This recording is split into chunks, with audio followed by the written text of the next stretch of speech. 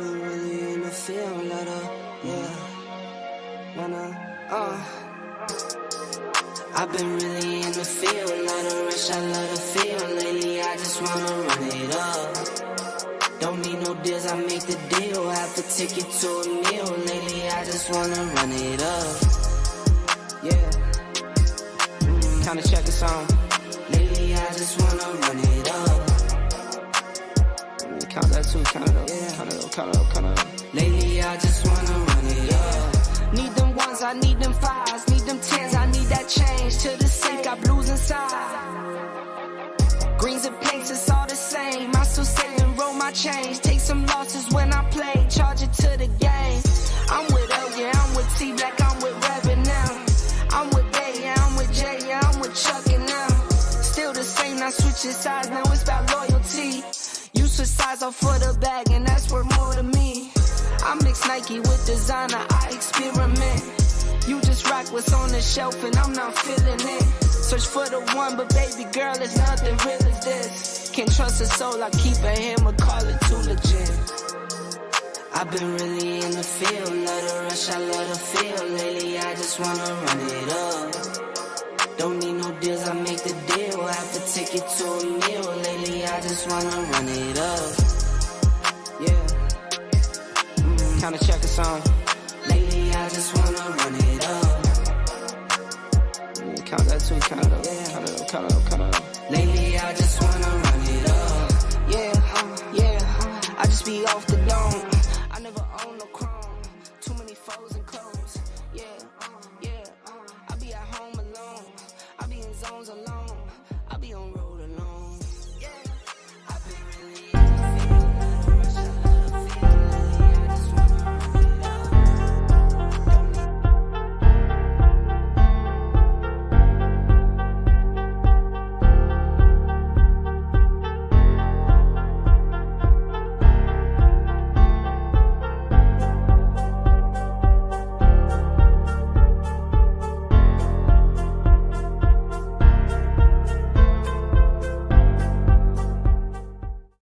My boy Smitty, man, how you going, bro? Man, hey, listen. How can I not be going well after the drive?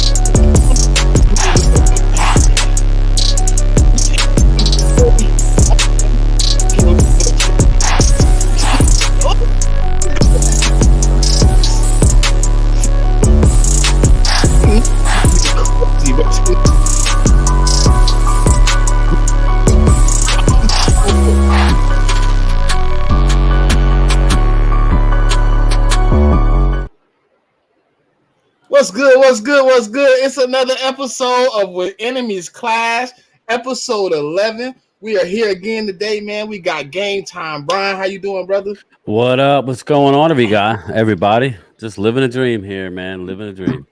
We got Dom. What's good, Dom? Man, you know what's good. Anytime we can get together and chop it up, man, it's good with me. I brought the dreaded family with me, man. So, hey, Weezy, what's happening with your food? What's cracking, cuz? You all right? Y'all good? Everybody good?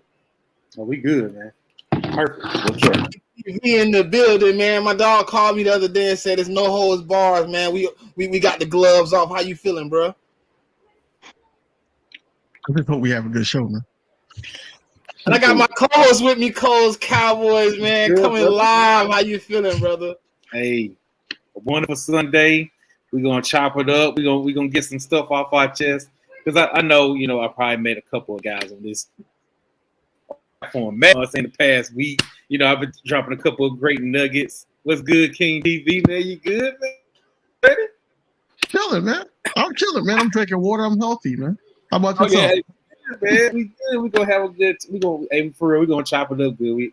Two great NFC East teams, by far the top NFC teams in the conference. A lot of stuff been going on. Training camp is right around the corner. You know what I'm saying? So we need to know what we need to know what y'all gonna bring, and y'all need to know what we gonna bring. So we gonna hash it out on here on this platform. And shout out to everybody in the comments, man. I see this. You I'm looking. ain't gotta throw tomatoes at me. You know, we good. We good. You know what I'm saying? You know, that's why I had to put war in the middle, man. After how you been acting this week, we there's some things that got to be reconciled by you, nigga. Oh, bro, I've been getting on my nerves, man. So, man, we're gonna go ahead and we're gonna break down, late news. A lot of stuff kind of happened this week. I want to go ahead and go to the whole. The main subject that's been going around is this whole Dak Prescott versus Jalen Hurts conversation. It keeps coming back and reeling its ugly head. Like we try to, respect both guys, but we got former players out here, taking a little shots. Terrence Williams, shout out to Lord. Shout out to our guys in My man Cowboys. said that Jalen's a hell of a running back. Hey, he did, but He more than a running back, bro. he said he was spectacular. I'm just going by what he said. That's what he said. No, I mean, so basically, for people that probably don't know, Boss Cowboy, Law Nation, West Coast, Henny the Moore, all the Cowboy content creators, they had an interview with Terrence Williams, ex, wide receiver for the Cowboys. And they asked, they was like, who would you take, Jalen Hurts or Dak Prescott? Now, we all knew that he was going, common sense, he going to take Dak. He played with Dak, that's his teammate. But he did say that Jalen Hurts was spectacular, but he also said that he's more of a ground and pound quarterback. He's more of a runner. And Dak is mostly, Dak is really the best of both worlds. Now, I admit, maybe they hyped him up to say that. Who knows? But, I went on ahead and I did my thing. I clipped the video. I posted it on Twitter. It lit on fire. Eagles Nation, the Twitter page, Eagles Nation, they look on my page for content for some reason. And it went to what's the name of that sports page? APA Sports or something like that. Basically, it blew. They turned the whole thing around as a troll to, and Eagles Nation was pissed off. So if y'all heard about that, how y'all feel about that? I'm gonna go first because I ain't said too much about it, right? But the disrespect on my quarterback is really getting out of hand, bro. Like it's really getting to the point where like people ain't even looking at statistics. He just want to be on a football team, so he'll say anything at this point. But let's be real. Yeah, my quarterback ran the ball a little bit more than I would suggest any other quarterback do. But you gotta do what you gotta do in crunch time. When it's time to win games, if it's putting your feet to the ground, if you dead legging people and leave them standing still with their cleats, stuck deep in the grass, you gotta do what you gotta do, man. But last year he showed y'all he could elevate as a passer. If the trajectory of what I've seen is what's coming, he's gonna show you even more this year that he's able to sling the rock. Like I understand the quarterback running back comparison, whatever you want to say. Yeah, he had just as many as your second running back last year as far as carries. But let's think about this: 33 of those carries were 3rd and 1. Quarterback sneaks. So I mean, and then we had the least check down rate, so you expect the guy with the least check down rate to be a lot more mobile. But yeah, man, the dude was just trying to get back on the team. Y'all should sign him just for kissing Dak ass so damn much. Hey, he was kissing all up on that motherfucker. He wasn't really kissing Dak's ass because he basically said that Tony was. If he had to pick a quarterback, he would go with Tony Romo. Yeah, he said he'll pick Tony Romo. Yeah, listen, we all know that Hurts had a great year. He threw 22 touchdowns, which is average, but what separates Jalen Hurts is his mobility. He ran 13 touchdowns in. What'll be interesting to see is if going forward this year, if teams are going to allow him to run. And listen, it could hurt the teams if you're going to spy Jalen. That could open up the outside even more. And I would expect for his passing touchdowns to increase. He's a good quarterback. Why are we worried about what Terrence Williams? He was a mediocre player at best, what he thinks, but you know how it goes. Everybody wants to hear somebody to trash one of these quarterbacks. Our quarterback, Ray Coles, has been being trashed all offseason. Give me a drink. It's like crazy. But no, Jalen's a great quarterback, man. Yeah, he's only done it 1 year, but it was a hell of a year. Yeah, man. I appreciate that game time. That's why I'm glad you back for the second one. You kept it so real the first one. Listen, I'm going to keep. Cole said you was coming back. I was like, yeah, let me get brought back. No, we ain't gonna act like I never gave Jalen Hurts his his. No, we have you clipped. I always get like Mark. You rarely do though. Mark I can't because I can't do it because y'all gonna clip me if I do it. So I got. I get clipped every time I give you up.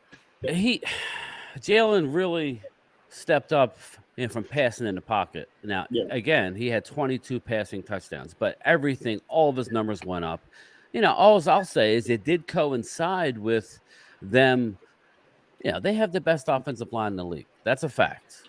I'm not here to argue that. They went out and got A.J. Brown.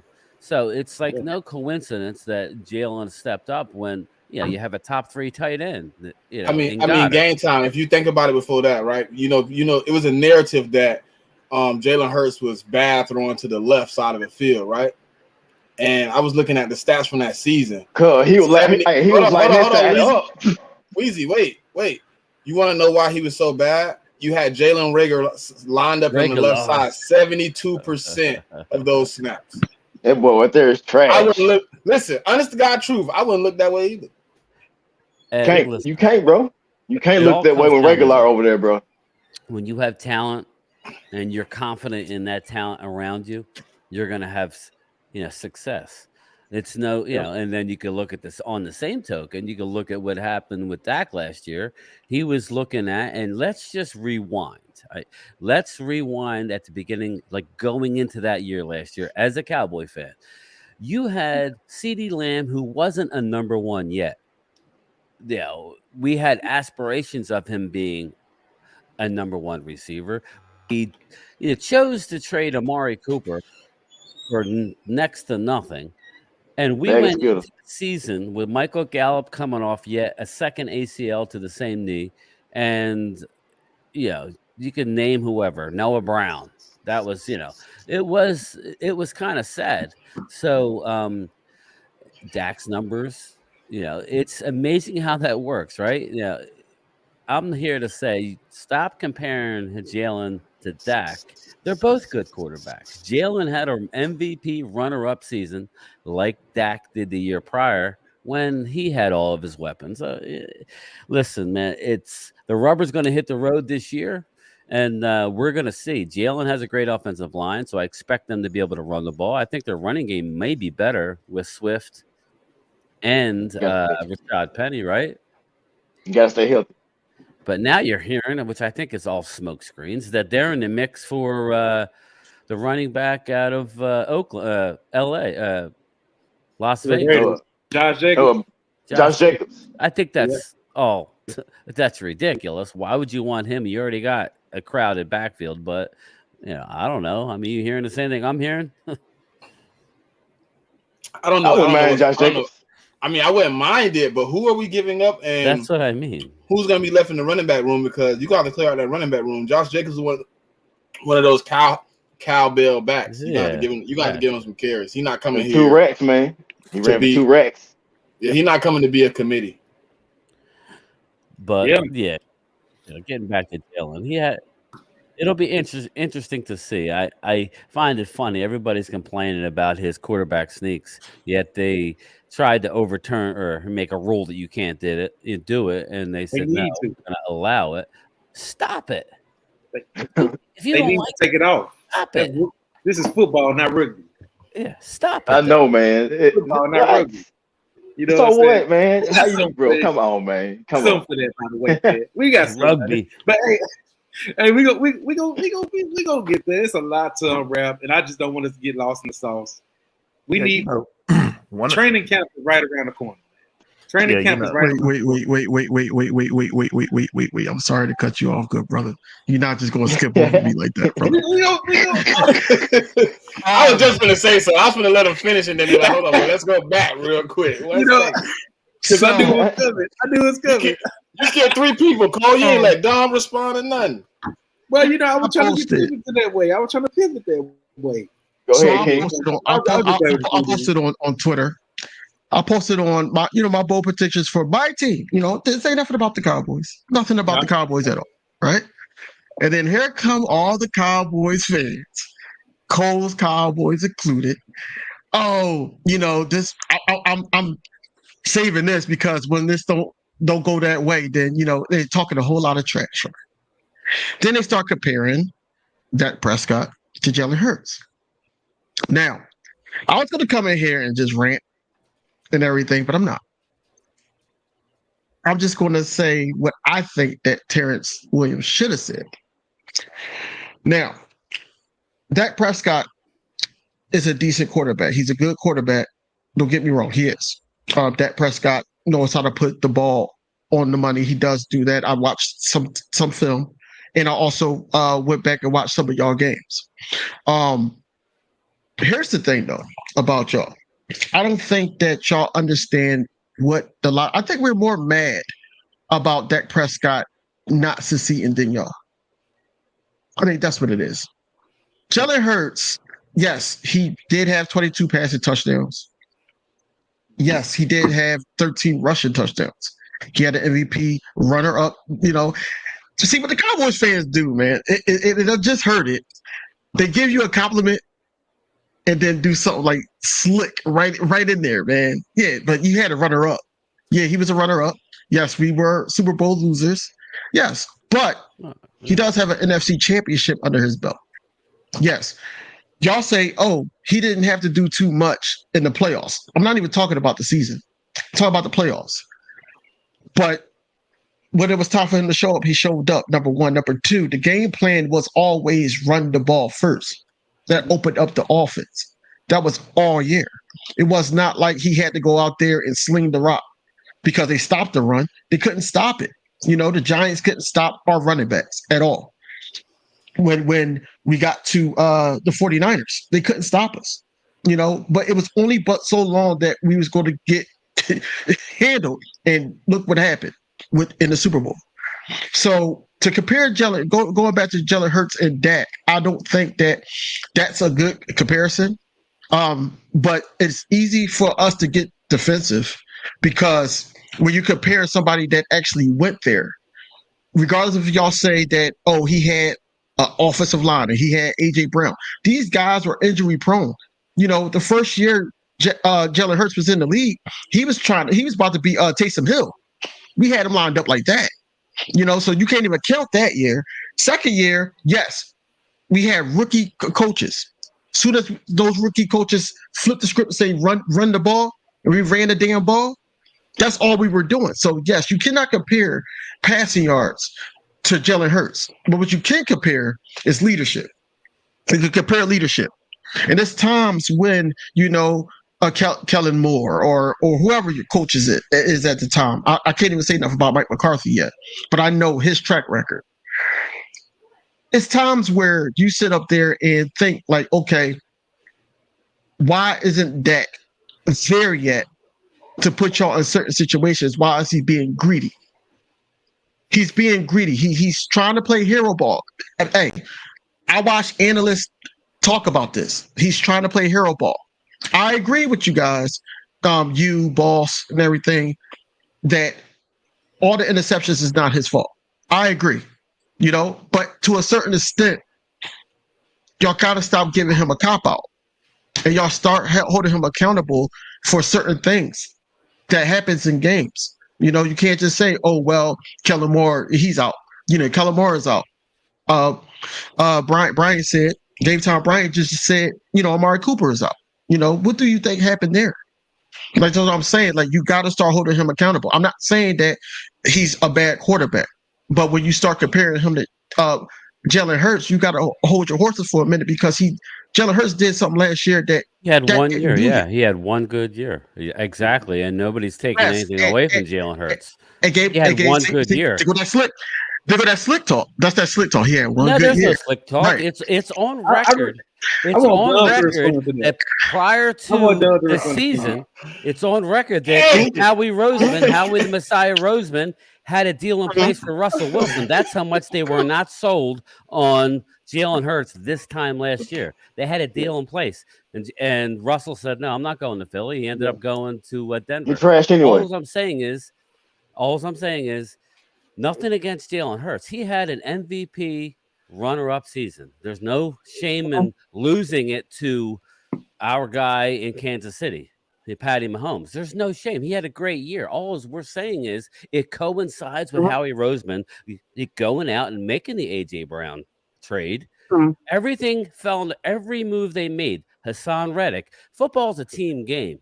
You know, you talk to any MVP, they will tell you that they couldn't have done it without their teammates. If you know what I mean. But I'm not here to take anything away from Jalen Hurts. I'm telling you, Eagles themselves were not sold on him this time last year.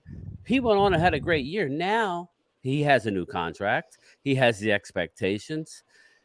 Everything comes along with it now. Now just winning games isn't enough. Now it's you better have stats too. So it'll be interesting to see Jalen Hurts with a first place schedule, right? Last year he had a easy schedule. Everybody said he had one of the easiest schedules in the league. Now we all know in here that you play who you play. So as a Cowboy, fan, you're looking at it to where Dak the year prior had 4,500 yards passing and 35 touchdowns and like 11 INTs. He lost the runner-up too. He was a runner-up in the MVP race.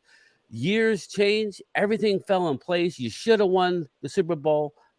I will say he does have the National League ring. The Eagles represented the the NFC in the Super Bowl. So as of now, Jalen Hurts is on top of the mountain, in front, on top of everybody, and Dak is underneath him. I can't argue that. Coles can't argue it. He could say he don't like Jalen or whatever, but right now, Jalen is the man, and that's how this league works. Now, after this year, if Dallas has a huge year and gets to the Super Bowl and Dak regains his form, now everybody's going to say, well, Dak's better than Jalen. We all know they're both good.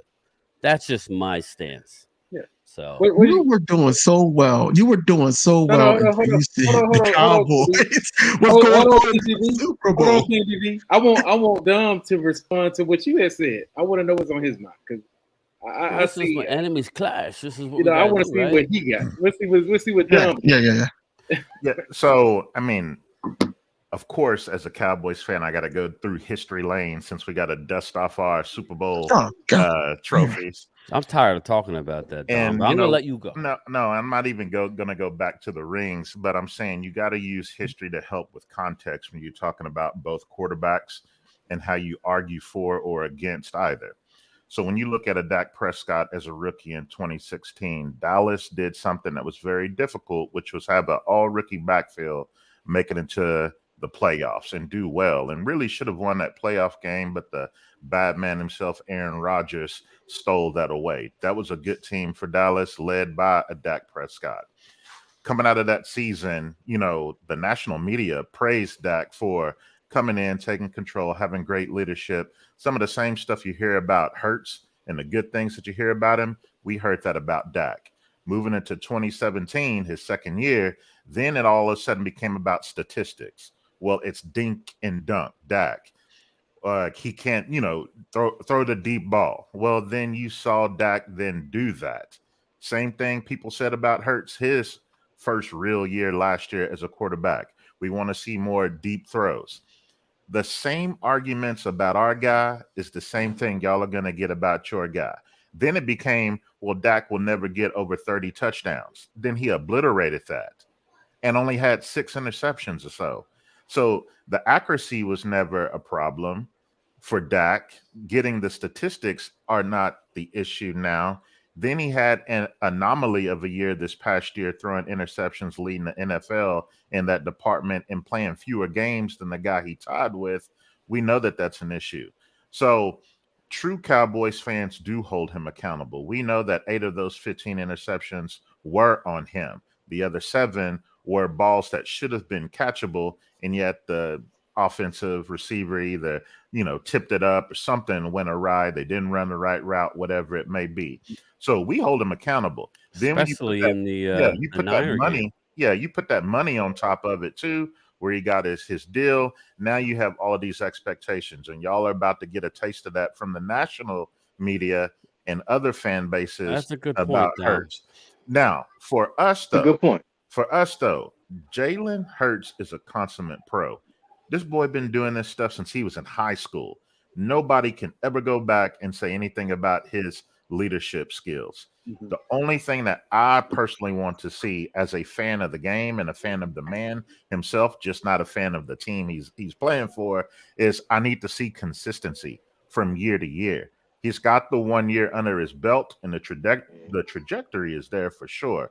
But we've seen quarterbacks come in this league and take it by storm for short amount of time. Maybe it's a 6-game window, a 16-game window, even a 2-year split. Go look at Mark Sanchez, the 2 AFC championships RG3, man. he was able to help his team get to.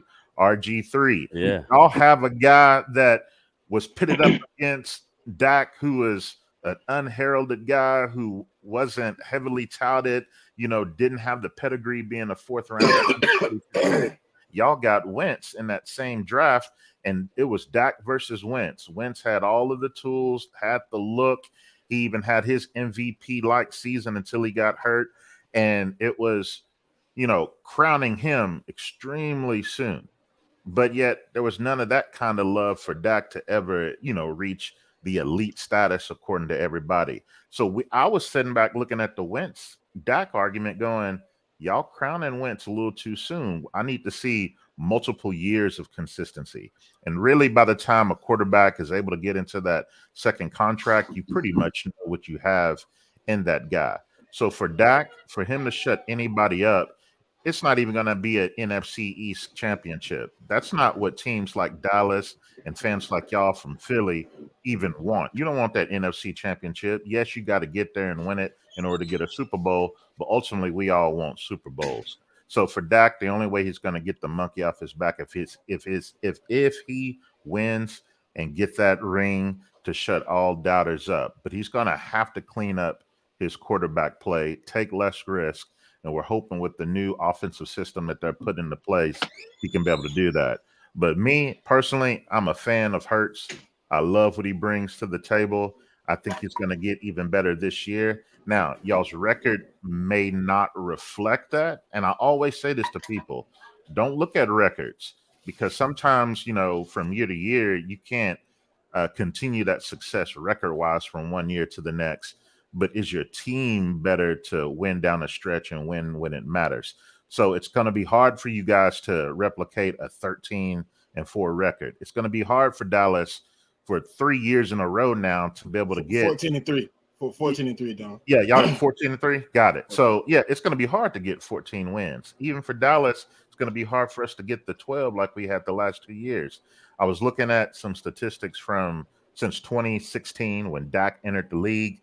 And for teams to get 12 wins, extremely hard. 80% of the league can't get to that number. And so in y'all's history, you've done a 12-win back-to-back only once in your history. In that midst of y'all going to the 4 NFC championships and making it to the Super Bowl. Dallas has done it twice now in their history, getting 12 wins back-to-back. So whenever we look at these schedules and we talk about our predictions, it's going to be easy for people in the chat to be like, yeah, Eagles, we're going to, run this thing back. Or Dallas, yeah, we're going to run this thing back. We're both going to have, teams with 12, 13, 14 wins. But, man, I'm going to have to tell you, everybody to caution because it is hard to win games. The error margin is slim. And it's really going to, I think, with our two teams, it's going to come down to health. Yeah, that's 100%, man. 100%. This is the season of optimism. You know how it is. Right now, everybody thinks they're going, and the Eagles have just as much talent as anybody. So I'm not sitting there saying don't be. If I'm the Eagle fan, I'm flexing. Oh yeah, Yeah. You have every right to flex. they should. We're just, you know, we're kind of hold on to. Okay, there hasn't been a team since 2003 win a division back to back. Yeah, Right. there hasn't been a team since New England who lost the Super Bowl and was able to make it back to the Super Bowl. We're holding on to stuff, but right now, Eagles are getting all the love. Now, just They real should. quick with the Jalen Hurts, I really like the kid. Off the field, man, what he did going back to college, shout out to him. He went and got his degree. He has generational wealth. He'll never have to work another day in his life, yet he still did that. That tells you something about it. And it's funny because Eagles fans and Dallas fans go at it and say, oh, our guy's better than your guy. Your guy's only done it for 1 year. It's gonna be going on until week 9. But It's gonna be crazy. these My guys are Lord. great. Everybody forgets CD and Jalen played together in college.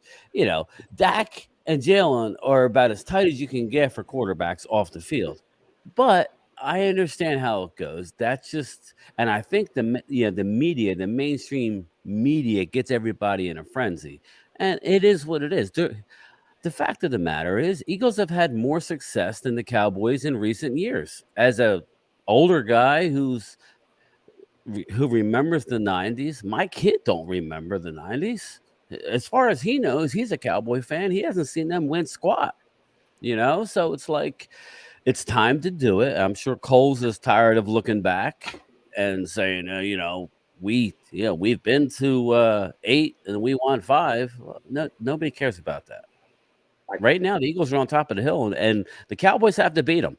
We're just trying to point out that it's been 1 year. Maybe slow down a little bit. Dom brought up like a bunch of quarterbacks that I go back to RG3. Just remember that first year that he came in. He was on the scene. He was on the cover of Madden. He was beating our butts on Thanksgiving. You would have thought that he was going to be in the league for 10 years and win multiple MVPs. Didn't happen. The only thing I worry about with Hurts is his health, because he relies on the run. He does. What makes him special is his legs. And what's the one thing, and I'm not going to rant any longer, but that's the only thing as an Eagle fan, because you saw what happened. As good as you guys were last year, when he was out, you lost.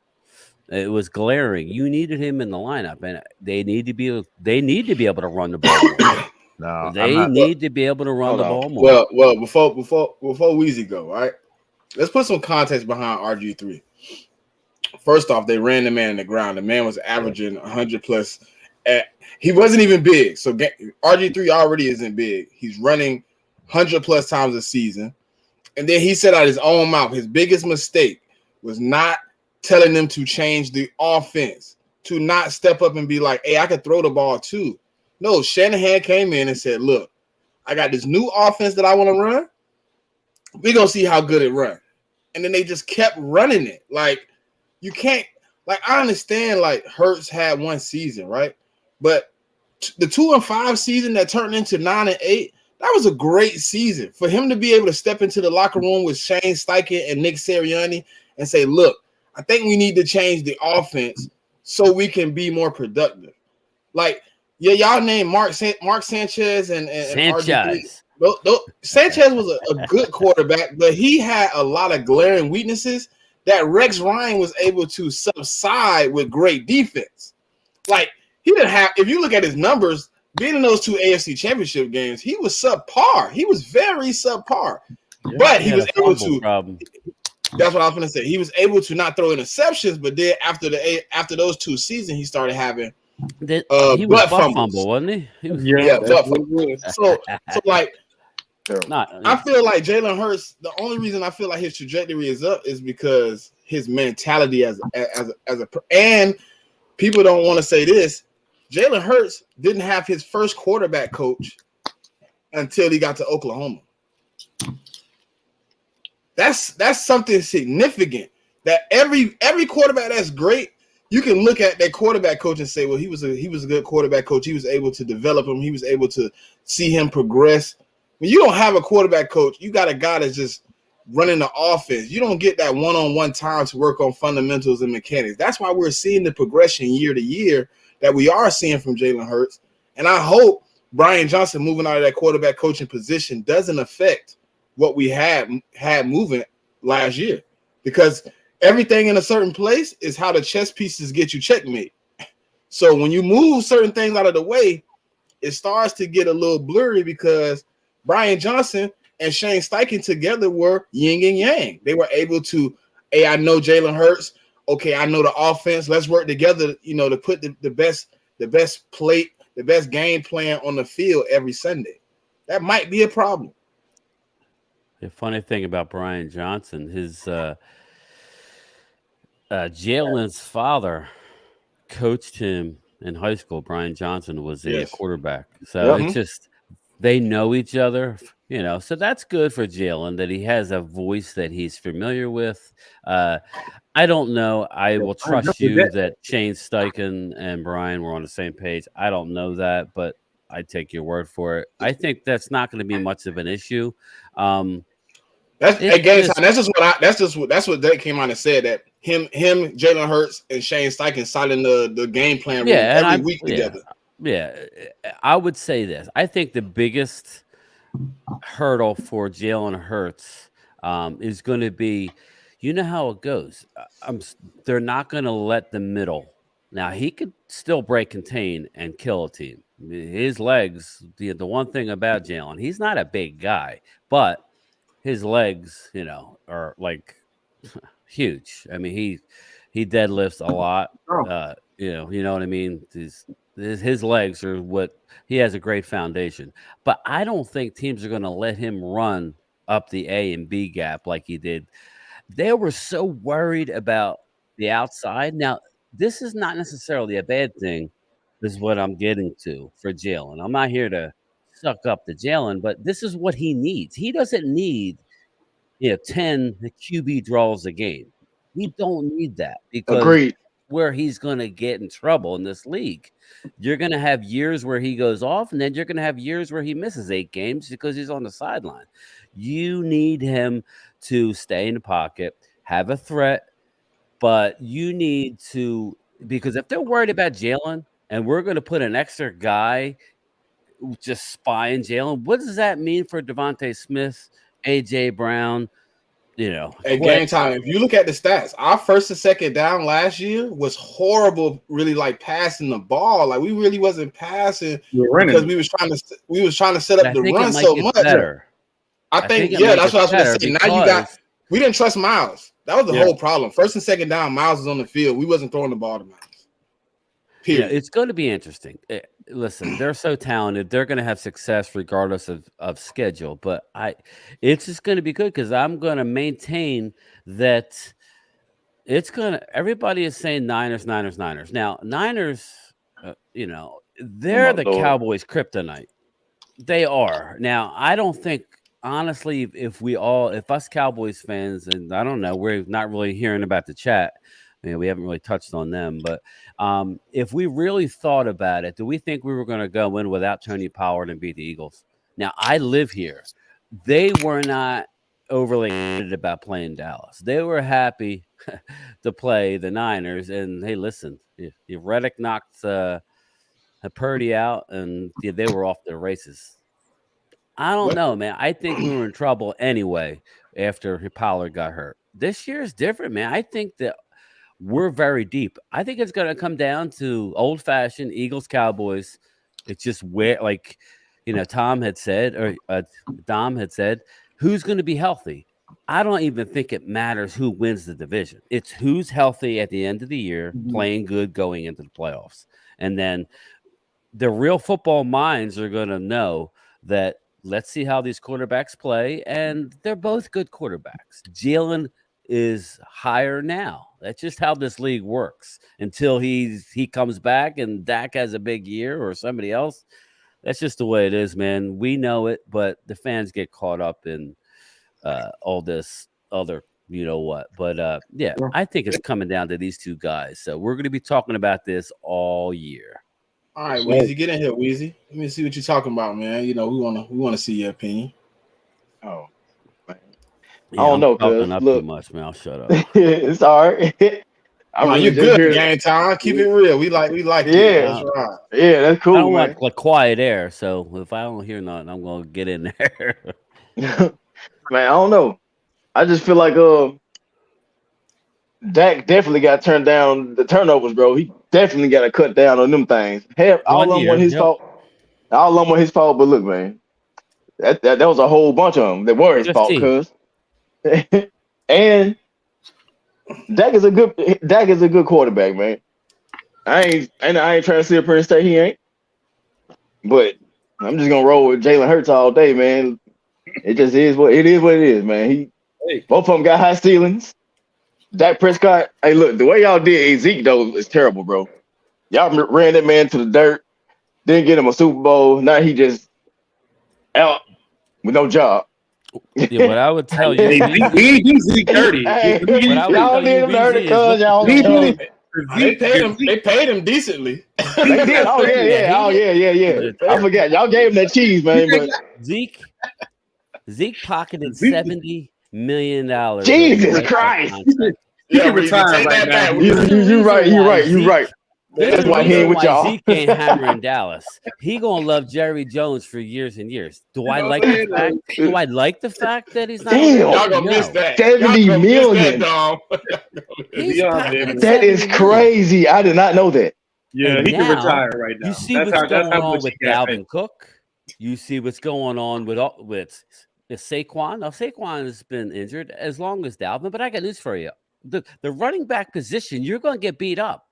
So I'm Yeah. excited to go with a system in Dallas where we're not going to give a guy 25 times a game. That's the way to go. The Eagles Yeah. are right. Listen, we could sit here and criticize Howie all we want. They've had a philosophy not to pay a second contract to running backs for years. But anyway, I'll shut up. Go ahead, boys. You know, Hey, Dom, I got a question for No, you, man, you Dom. good. we can stick to that running back because I Dom, got some breaking news for that while we on that Okay. subject. Hold on. I got a What? question for Dom real quick. Wait. Okay, hold on. Oh my Lord, what the hell was that? Hold on, wait. We're gonna get back to that. Dom, I got a question. Hold You on. seem like you into the stats. What will your offense really be missing with I'm Zeke a stats man too, not bro. being in the backfield this year? And you having to rely on a Ronald Jones, right? That's who y'all got Ronald Jones and what's the rookie? Deuce Vaughn. Deuce. We got Malik Davis as well. So Malik Davis, Deuce Vaughn, Tony Pollard. You know, you don't really know what Tony Pollard is right now yet till he touch the ball against. Right. You know, I'm going to sound very blasphemous and sound like a hater of a guy that I respect so much, and Ezekiel Elliott, because what he did in that first 4 years was phenomenal. Man, he was a killer, bro. I hate that bastard. Yeah, which is why he was supposed to, which is why he made all that money. And I think, you know, all time money wise, he is the highest paid running back in the history of the league. Jesus. And getting actual dollars and from just playing. But then when you look at being a Dallas Cowboy and then what that brings to you marketing wise, we don't even know how much money he's made marketing. And for the rest of his life, he's going to be able to put that former Dallas Cowboy star attached to his name and make even more money. Zeke is going to be set. Fans who really are supporters of the team still love them some Zeke. But the last 2 years should have been completely Tony Pollard's team. And Pollard was the perfect teammate and not wanting to, you know, be too loud, put anything out in the media to really show his frustrations, because those two were pretty good friends and still are friends. But from a performance standpoint, we're not going to miss much from Zeke when it comes to toting the actual rock. What you're going to miss from Zeke is the leader that he was in the clubhouse. What you're going to miss is performance on the field as far as being a run blocker, but you can get other running backs to be able to produce in the backfield to be able to help block. A lot of his success was, and the Cowboys fans are even saying that, it's like you're going to need him for the short yardage. He got 10 touchdowns last year. 9 of them were for 2 yards and less, 1 and 2 yards. So it's like, look at Tony Pollard. Tony Pollard has better contact balance. He has the better speed. He has more broken tackles than Dak. He can pick up those same dirty yards and do an even better job at doing that. So in the league today, you don't need that workhorse. You don't need that bell cow like you had mentioned earlier, you really need a good tandem. And if you have a trio, that's even better. And what it looks like Dallas is going to be able to utilize is having a trio of backs this year. So we're looking forward to being able to see it. Anybody that's ever followed me, I've always longed for Dallas to get more of a diminutive type running back. Me being a former offensive lineman, I love what the running backs were smaller, where they had quick feet, they could hit the hole and do their thing. And so Deuce Vaughn being able to bring that to the team is going to be nice for us. Now, Ronald Jones, how much does he still have in the tank? If you look at just his yards per carry over his career, and even going back in the college, 4.4. the guy can pick up yards. And so, No doubt. yeah, if you're getting that 4.4 average in the league, that's a success on each down that you run that ball. But truly, Dallas isn't going to miss the actual production of Dak as much as people would be led to believe. Yep, I agree with that. Damn. We got some breaking news today, man. Yeah. Oh God. With Tony Pollard, they, as we expected, he'll stay on that franchise tag. The running backs, the Cowboys are not gonna do what they did with Zeke, man. They're not gonna make that mistake anymore. So this could be, this is Tony Pollard's last year with us. And I'm not trying to be negative, but when we were going into this process, I was on board with drafting a running back and not keeping either one of them. I love Zeke, but I just thought it was time because I want to re-sign CD. I want to re-sign Micah. I want to get these guys in the fold. I want to re-sign Diggs. I want to re-sign Terrence Steele, which us Cowboy fans know they're in negotiations now. That's these are all good things. That's why we have so much money under the cap. A lot of that is going to go to them. At Game Time, did he sign his tender already? Who, Pollard? Yes. He signed it right away. Right away, Smitty. He signed it. Why? He didn't have much leverage. Why? He was injured too. Well, that too. But you see the landscape. Had to sign.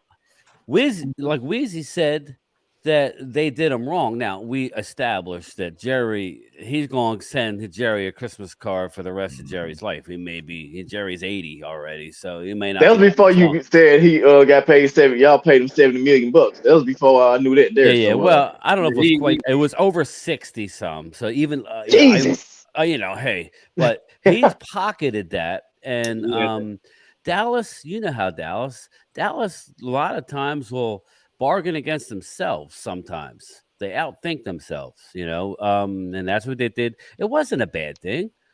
Zeke wasn't the reason why we lost. He's just lost his explosiveness. Why? Because Weezy said it. We ran his ass into the ground. You ran him to the dirt.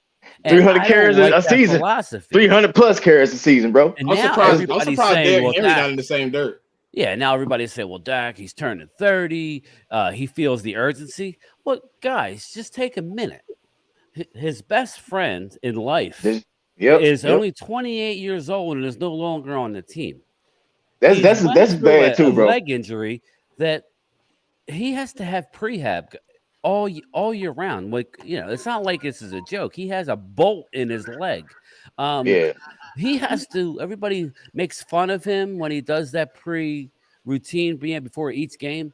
That's the kind of Dak needs to be fundamental. Dak was never he was a bulldozer, but he needed to have everything in line. He's not a guy who can, when everything fails, he could just sling it. No, he ain't playing his game. That's not his game. What I mean? He needs to have his fundamentals. He needs his base under him. So Dak, he's urgent. He sees like how you think Dak gonna feel without Zeke for the first season though, for his first time? You know what I mean? When he's handing the ball to, I think that's gonna be weird for him. It's gonna be weird, but I think see, that's what's fun. See, Coles and Dom. Like the one thing we have going for us this year, and I said this to Mark Holmes earlier today, and he's a little tired from working on the red brick house. But what I was telling him is that we're going to have an advantage early on in this year. Now, teams aren't going to really know how we're going to use Deuce Vaughn. They're really not going to know who's going to be the starter. It's a new system. It's a new way. Who's going to be the main guy? I got news for you. Ronald Jones may, if I had to put money on it today, probably won't make the team. But maybe he will. But we've seen Ronald Jones. You guys know much about Malik Davis? I know a lot about Malik Davis. Malik Davis is good. Yeah, Malik Davis nice. Y'all should have played him more last year in that 49ers game. Exactly. I'm more glad that you y'all said pray. that. They If played him more. Pollard got hurt, they should have went with Malik. But Yes. it is what it is. They should have played Malik in the season for him to be able to Be ready for prepare the playoff for game. the big I lights in agree, the playoff but game. I'm just happy However, to have they multiple. had to keep giving it to Zeke. Right. I got news for you. The Yeah. Eagles running back last year, he would scare the hell out of me. Miles Sanders. He would. Miles The Sanders. dude was. I loved. I loved him and the other guy. What's the other dude's name? Me, Scott. Kenny Gainwell. Kenny Gainwell. Gainwell, man. That's what makes, to me, that's what I liked about what the Eagles were doing. Now you can move the pieces around. Now you got DeAndre Swift and Rashad Penny behind that offensive line. I'm not here to. I'm just stating the facts. That doesn't mean that we're going to hand you over the ring at the start of the season. You guys still have to do it. So, but offensively, there's nobody. I don't think there's anybody better than the Eagles. Brian, though, but Brian, they might as well get that Hurts jersey, take off the number 1, and add the conjunction "it's hurts," like it hurts, and then give those jerseys to both of those running backs. Because week after week, they probably gonna be like trading that jersey. Well, those two can stay healthy. This is the deal. Man. As Penny Cowboys fans, beast. we get everybody's best game, right? It doesn't matter if we're playing Jacksonville and they stink, or if we're playing the Cardinals, or if we're playing a new Houston Texans. Remember that their first game as a franchise, they beat us on prime time. I mean, come on. Everybody wants to beat the Cowboys. Now the Eagles have the bullseye.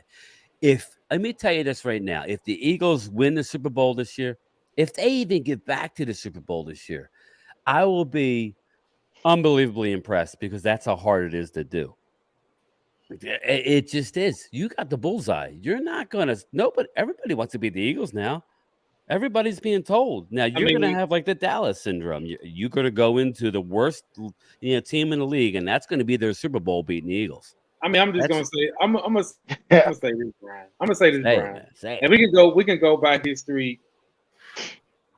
The Eagles, I mean, they have a lot to worry about, because they got that bullseye on their back. They playing the number 1 schedule. They playing some. We all are playing some dogs. We playing. I mean, but y'all playing the Chiefs, the 49ers. You think the 49ers are ready for y'all? The 49ers are ready for y'all. You know what I'm saying? So I got y'all full story, bro. Man, when it comes to that, y'all still crying about the Chiefs. Y'all still crying about that Super Bowl game. No, we ain't. No, we not. We're crying. What are you talking about, bro? Y'all going to Arrowhead, where it's damn near hard as hell to win there. So y'all don't have the advantage of Eagles Nation, because Eagles Nation ain't taking over Arrowhead. Y'all can cancel that. So I see a lot. It's gonna be half of it gonna be filled with Eagles fans. You better believe that. Not. Y'all been to Kansas City? First of all, bro. First of all, nobody's complaining about the Chiefs beating us. We're complaining on how it went down with our team. That's number one. What are y'all going to do? We're not talking about the Chiefs and how they won and things like that. We're talking about if we give them their props. They outcoached us. Kumbaya. Oh my Lord. Listen, I'm going to make it quick. They lost because you guys couldn't stop them. No, we got outcoached. That's what I'm saying. We got outcoached, number 1. Number 2. Period. Yeah, y'all did. Yeah. And Patrick if y'all sit up there and think, that Jalen Hurts and the Philadelphia Eagles are not going to run this thing back, y'all really think that's not going to happen? Yeah. If you think everything is against you guys now. No, please don't say that. Please don't say that, everything because we do have no. See the difference between listen between the Cowboys right now, the Cowboys and the Eagles, right? So what happens is listen, the Cowboys and the Eagles, right? What happens is when the Cowboys got the keys, they don't finish. They don't even get to I'm the not Super Bowl. They arguing don't get that. to the championship. I'm not arguing that at all. We The haven't Eagles did finished in that a both long time. times. Recently, they did it both times. So what I'm saying is, you cannot sit up there and compare these two organizations right now, because my GM, you can't. You can't. We had the same. We had similar line from last year to the year before, right? So the difference is health. Yeah, that's all. That's all that changed. That's always the difference, man. It's a comment that just went by. It said everybody say the Eagles got to make it to the Super Bowl. The Chiefs got to make it back too. Yep. But the Chiefs have shown that they can go back to the Super Bowl. Y'all and win it. And they lost. They went back and lost too. And win it, by the way. But they came back and won. See, no, they lost. The Bucks put a beating on them. Remember that? Years to win. It'll take y'all another 7 years to win the Super Bowl. It's crazy how it's so much hate when Jalen Hurts make that leap. Then why we not talk more about Patrick Mahomes not doing well in bowl games? Why we not talking about getting carried? Joe Burrow. We're not talking about those things. We're talking about Jalen Hurts. Joe Burrow got carried? Bro, we look at the stats. Go look at the stats. I'm not going to get into it. People expect us to freaking apologize for having weapons, bro. You cannot apologize for having weapons, bro. How's that our fault we got weapons? I don't understand that either. Is put on a pedestal now. I think everybody loves Jalen Hurts. We're just now it's not about him being put on the pedestal. It's about knowing what he brings to our team. That's what I'm talking about. What he brings to our team. Yeah, you can talk about. Go ahead. I'm listening. Now, all I see. I mean, listen. We keep getting brought into this conversation. If the Eagles fans should just say Dallas is irrelevant until you win something, I would respect that more than saying my guy had a good year, so we're going to trash Dak. Dak did. That's all I was ever saying. Right now, you look at every NFL insider. They say Jalen Hurts is a top 3 quarterback. So he's not getting crapped on by anybody because we're not saying you're going to win it and we're not going to play the season. No, that's not the case. He is, after last year, he is a top echelon QB. What we're saying is people who've watched the game for a long time is, at least I am, is he's going to have to play a first place schedule. He's not going to be running up the middle as much. I want to see what he does. You know how it works, man. Dak had to go through the same thing. Dak came out as a rookie and lit it up. I don't know. I think he won like 10 games in a row as a rookie. And then what happened? After that big year, the NFL adjusted to the way he was playing and how everything was being called. That's what's going to happen this offseason. So now Shane Steichen's gone. So what is Bryan Johnson and what is Jalen Hurts going to do? Because teams are not going to play them the same. That's all I'm saying. That's all I'm saying. And it's going to be fun and exciting to watch as a Cowboy fan. And I'm sure you guys are thinking he's going to do better than he did last year. That's y'all up. Nobody's saying he's not good. All right, I'm gonna let Dom go. Then I got a question for you. Go ahead, Dom. I got a question for Dom. So, I got a question for y'all. So and what I'm also most interested in seeing, because it's going to happen at some point in his career, because Jalen Hurts, I believe, is going to play a lengthy career in this league. What's going to happen whenever a lot of people are saying he had a top receiving core, he had the best offensive line in the league. Then that defense was loaded, stacked.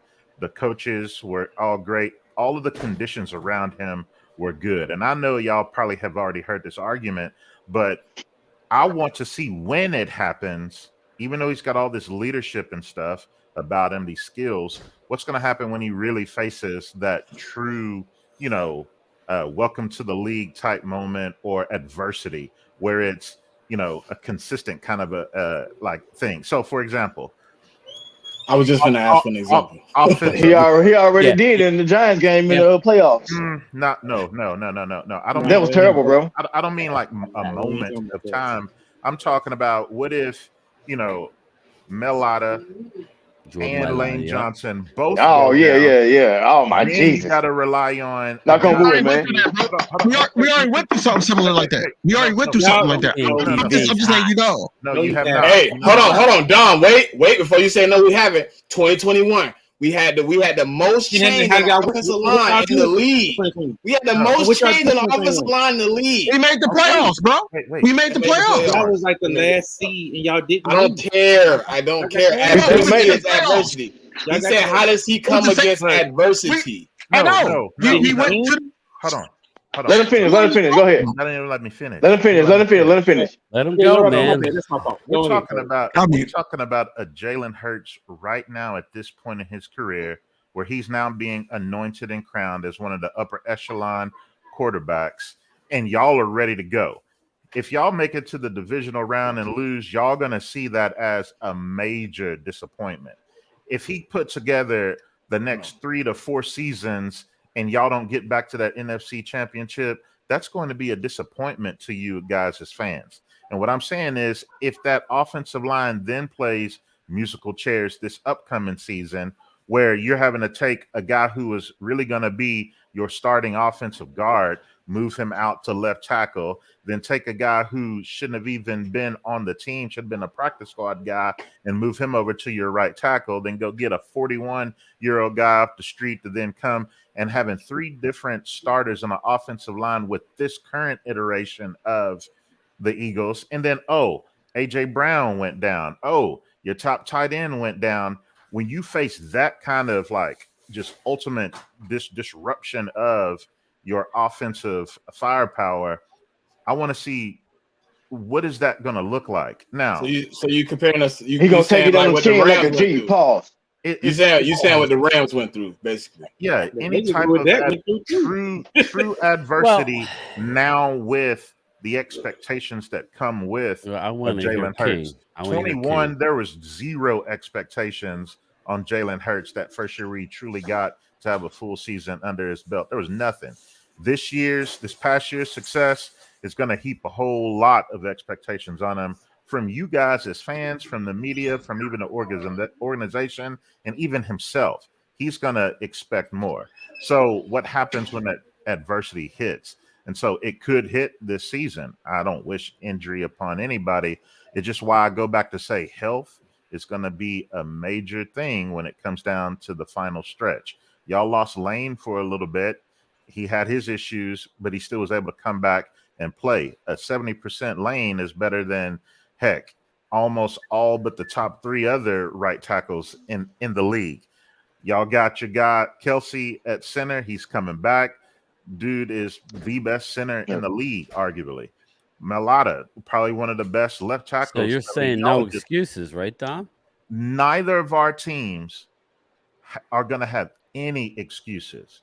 Y'all receiver core looks good. Our receiver Nobody core looks cares good. about excuses. Your running backs look good. Our tight ends are young. They're promising. We got a top 10 offensive line. Y'all got the best offensive line. You got a top 3 quarterback, according to some of your fans. A top 5, 7 guy in my eyes is Hurts. We got a top 10 quarterback in Dak. Y'all got your coordinator, like that whole situation straightened out now. You got a lot of hope and pride in him. We feel the same thing about giving the keys over to McCarthy and letting more go. We want to see some consistency in the run game. Neither one of our team's offenses have a legit excuse right now until the adversity comes with health. And to me, it's all about down the stretch. Who's ever the least healthy team, it's going to come up and rear its ugly head, because that's what happened to Dallas last year in that game against the 49ers. Yes, Dak had his 2 blunders of an interceptions in the first half. That took easy 3 points away from us and gave them another 3 points. So it was a 6-point swing. And that game was then done when Tony Pollard went down. We only had Lamb. That was it. Like, no other wide receiver could have stepped up. No tight end was able to step up. The running backs behind him couldn't do anything. Our offensive line was a mess. Tyron looked awful at right tackle. We had a guy who should have been the left tackle to begin with. It was a mess for us. The offense was not good at all at that point in the year, which is why I say be careful, because with all these expectations, if y'all have the health issues, then it's going to impact that offense of y'all's quite a bit. Dom, the scenario you gave me, though, bro. the How did I scenario know you we gave were going me. to be on Dak Hurts watch the whole show? I knew Hold on, wait. The scenario you gave me, I knew it. It's almost the worst scenario for any quarterback in the league. You lost your tackle. That's what Dak went through last year. You said I lost basically my whole offensive line, That's all my receivers, and my running back. I've never seen Dak go through that. See, Dak did not go through that. Did No. last year. No, I don't want to go. like Nobody they felt had sorry for us when Dak broke his Last year, thumb Dak on his throwing yes. hand. Nobody felt sorry for us when we Tyron Smith thing tore happened to his Dak Prescott in hamstring off the 2020. bone. Who did y'all lose in 2020? Who did y'all lose? We lost All right, our whole offensive line. Yeah. All right, Cole, The whole offensive line. Let's walk through it. Listen, Listen, Hold on, game. Like we had an injury book, like a mug. Yeah. So, injuries are part of the game, man. Yeah. That's just it. So last year we drafted Tyler Smith out of Tulsa to be our left guard to start out his career. Had him in training camp. He was doing his thing. It was looking good. Tyron blew and a then Tyron tire. Smith, our left tackle, all-world guy, literally the muscle came off of his bone, and he still walked off the field and didn't play early season. He came back late in the year, but we had to take our rookie, who was going to be left guard, and put him at left tackle, which then started a whole chain reaction. Then we went and got y'all's guy who was on the street, who's going to be a Hall of Fame, Peters. Yeah. Speaking of 41-year-old people, y'all grabbed that 41-year-old guy and got him up. That's why I said it. That's why I said it. And he was average at best. Hold on. Yeah, he was done. Yeah. So at the same time we had our left tackle go down in Tyron Smith, then our right tackle, who was killing it, Terrence Steele. We were one of the better rushing teams in the league. We lost our center. And then all of a sudden, Steele cold, bro. All of a sudden, Steele went down with an ACL injury. We lost Biotis, remember, with a high ankle. We had to put y'all's guy in at right tackle. Then he got injured. Then we had to move in Matt Willetsko for a little bit. Then Biotis got hurt a little bit. Yeah, our left guard got hurt again a little bit. Like Dallas had musical chairs on the offensive line. Then to say Dak Prescott went down for 5 games and he never returned and really y'all were like 4-0 himself. I don't want to hear that. Bro, we had to play musical chairs for that old man forever, bro. For me, that's why I think this is a slippery slope, guys. We talk about injuries. But listen, okay, we talked enough about the guys. Game, how do y'all feel about D-Hop signing with the Titans today? Yeah, that's what I want to get. It ain't gonna mean shit, man. I'm glad y'all didn't get him. I'm glad he got another contract, man. I'm glad he got some money. That's all he wanted. Yeah, that's fine, man. He don't want to win because he went to Tennessee. I ain't gonna lie. Anytime it is what it is, man. I got no. He ain't gonna win no championship. You know what I'm saying? Exactly. Because I remember a certain podcast, I Am Athlete, when he was now. Let me pivot first. He was riding the D real hard in March. Pause. And when I mean the D, I mean the please. Pause. Please do that. He was riding Dallas. He was riding Dallas so hard. He was riding Dallas hard in March. Then he go to a podcast because this Jones won't even look at his direction. That's how bad he was, how desperate he was. Thirsty. You know what I'm saying? So then he won't go on the podcast, and Brandon Marshall throw out Dak's name. He don't know nothing about Dak Prescott. He named it. These are his words. He wants to win. He wants to be an organization that has a front office, that has a quarterback that loves the game. All this. But all of a sudden, you with what? Ryan Tannehill?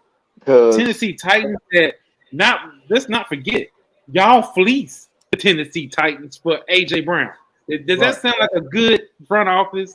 I think they were trying to make up for that. Honest to God, truth, bro. That's what I thought. He wanted to be the number one guy, bro. He wanted to be the number one guy. Plain and simple, bro. No, he wasn't doing that. Weezy. The reason they pay him more money, is they new GM is still feeling the ramifications of AJ Brown coming in there and smashing them up, How much putting they the give him? beats down. 2 How years, much they give him? 26 million. Oh my What, lord, 26 billion? boy, He can make he's not 15. finna win no championship there, bro. I'm from Tennessee, bro. He ain't finna win no championship. No. That ain't gonna happen, man. Yeah, I think it was a situation where he kind of was out there. He was looking for the best suitor, and it came down to who was gonna get the most money. I don't think it really mattered about championship contender. He want to continue his career at a high level, making money. I mean, nobody wants to get out here and do it for free. James Bradbury said it last year out his own mouth, but then he came back for a team friendly deal. D-Hop going to them, it could help. You know what I'm saying? It could help their younger receiver that they just drafted. It could help him get more targets and be more open, because D-Hop does become a threat when he's on the field. He has had a lot of injury history the last few years. When he's on the field, the guys around him get a lot of one-on-ones. They get a lot of those targets. I think if Tannehill can be the guy we seen about 2 years ago when they went to the AFC Championship, I think D-Hop is in a great situation. I still don't see them winning the championship because the AFC is rough. It's a lot going on over there. You know what I'm saying? We play the AFC East this year, which is, to me, the most loaded of the AFC right now as far as all teams combined. And he went to a division where it's kind of weak. You know what I'm saying? He's going against the Jags, the Texans. He's going against the Colts, Tennessee. He has an opportunity to be in the playoffs for sure. The thing is he going to get the production he wants out of Tannehill throwing him the ball? Can Tannehill really sling the rock? And I haven't seen it out of Tannehill with any receiver he had, even AJ Brown. No más. So if he can't step it up, then D-Hop just signed for $13 million a year to just be on the team. It's nasty work, man, but at least he got his bread, man. Hey, Gametime, how you feel about Stephon Gilmore? Come on, man. Stephon Gilmore, he's not what he once was, but he's a defensive player of the year. Hell yeah. He could do nothing but help. No doubt. I think a team like the Eagles are going to do what they're going to do. But how this is going to separate us is, okay, I think there's a lot of pressure on Bland to come back and he had a great rookie year with 5 INTs. He only played in like 10 games. So to me, that's where it's going to be. I think that Gilmore is going to do what he's going to do. I think Diggs is going to do what he's going to do. It's just going to be harder for teams. I think if teams want to beat Dallas, they need to run to the edges. I don't think you're going to be able to run up the middle as you once did. You really couldn't do it last year as much, but teams ran to our edges, and that's where I think our biggest issue is going to be with the Cowboys is staying disciplined and holding the edge and stopping the run when teams want to go outside, because that's what a lot of teams were doing against us. When they had success, they were hitting the edges. But I think Gilmore is, how could we argue with what he is? Yeah, he can only help. One of the teams I follow closely are the Colts. Outside of the Cowboys, the Colts will be number 2. And yeah, Gilmore isn't what he once was, but he brings what Cowboys fans live OG man for. Yeah, a guy that's going to be, Dallas in the last decade has had a solid cornerback 1, like that top cornerback. But we've always had an issue with cornerback 2 opposite of that guy. So we've been, as fans, wanting the team to bring in a guy who's a true professional, bring in a veteran who still has something left in the tank. So if that guy is challenged, even if he gives up a big play or whatever it may be, you erase that from your mind because you've been there, done that. In the league, as Deion Sanders says, if you play cornerback long enough, you're going to get beat. That's just the nature of part of the game. Position. Yeah. I mean, cornerback is probably the hardest position on the field because you having to do all types of movement skills while moving backwards, and you're going against the arguably best athlete. So what we were able to do by now bringing in a Gilmore and allowing a young guy like Bland to really go back to the inside to do what he does best, and then you allow Jordan Lewis, who a lot of people seem to be forgetting in these debates. Nobody talking about him. Yeah, that's going to give Dallas 4 solid cornerbacks who Y'all can still be got on the Malik field Hooker? at any point you need. Yeah. Yeah, Hooker is a safety. So we Man, got the y'all. trio. Woo. We That's defense. what I'm saying. DBs for Dallas is going to When be you look solid. into it, Dallas's the defense got better, and they were already really good. So that's why I keep reiterating. We're going back and forth that it's going to come down to what Dom said, and I don't like bringing up injuries as an excuse, but it's just a fact. Whoever, It's facts, man. listen, if the Eagles suffer, and I don't wish this because I don't want I don't want to beat I want to beat a team at their best. That's just how I've been. That's how I've always been. I'll kind of have one eye open if we beat you without Jalen Hurts or without Lane Johnson. I want to see us stay healthy, but we all know that's not how the game works. Your camp starts in less than 2 weeks. We're gonna be at work doing what we're doing, getting an alert that somebody blew a knee on the side doing something in a non-contract, like a non-contact, drill. That's just the way it is. So Yeah. who's deeper? Who's healthy going into the playoffs? Who makes a move to replace somebody? It's just, unfortunately, guys, that's what's going to happen. And that's why each year is a different year. There is carryover, yes, but man, the Eagles have had a lot of change on defense. Not that it's not saying that you guys can't do it, but it's yet to be seen, right? It's all on paper. Yeah, we got a lot of rookies. Like That's Jordan for Davis, damn sure. his potential is through the roof, but it's on paper. Carter, I had him as my number one player in the draft. He slipped to 10 for a reason. On paper, that's going to be good, but it has to play out, which is actually, as a Cowboy fan, I like that storyline every year. Every year, it's a new group of guys. There's usually 20-30% turnover on your team.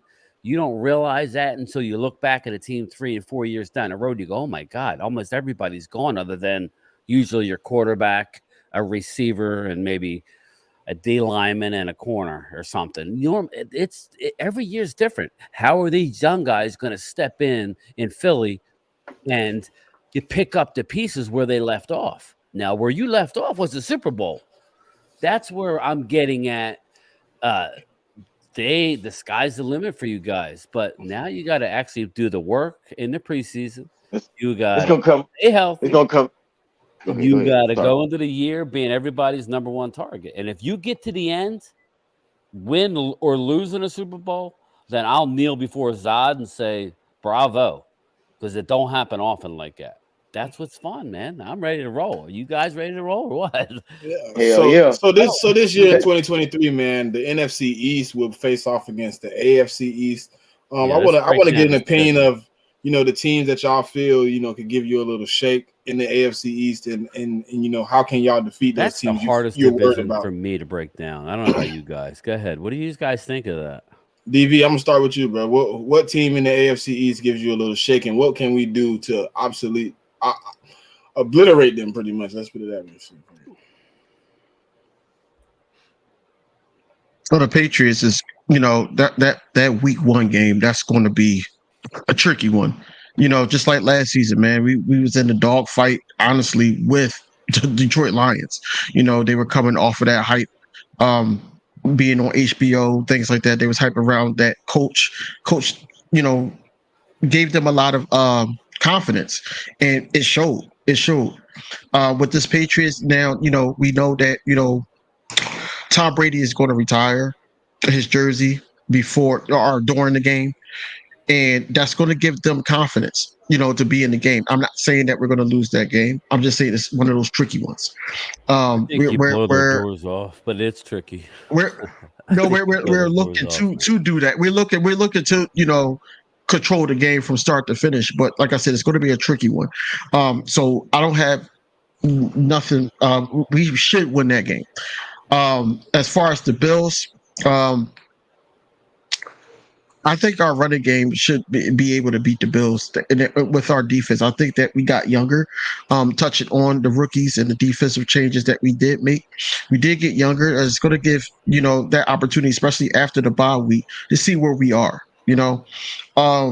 So I don't see us losing to the Bills either. I think that we could cause a lot of turnovers against them, especially with Josh Allen, because a lot of people I'm gonna say something out of a Cowboys content creator book that I heard basically. Everybody's talking about Dakota, but nobody's talking about him at all, Josh Allen.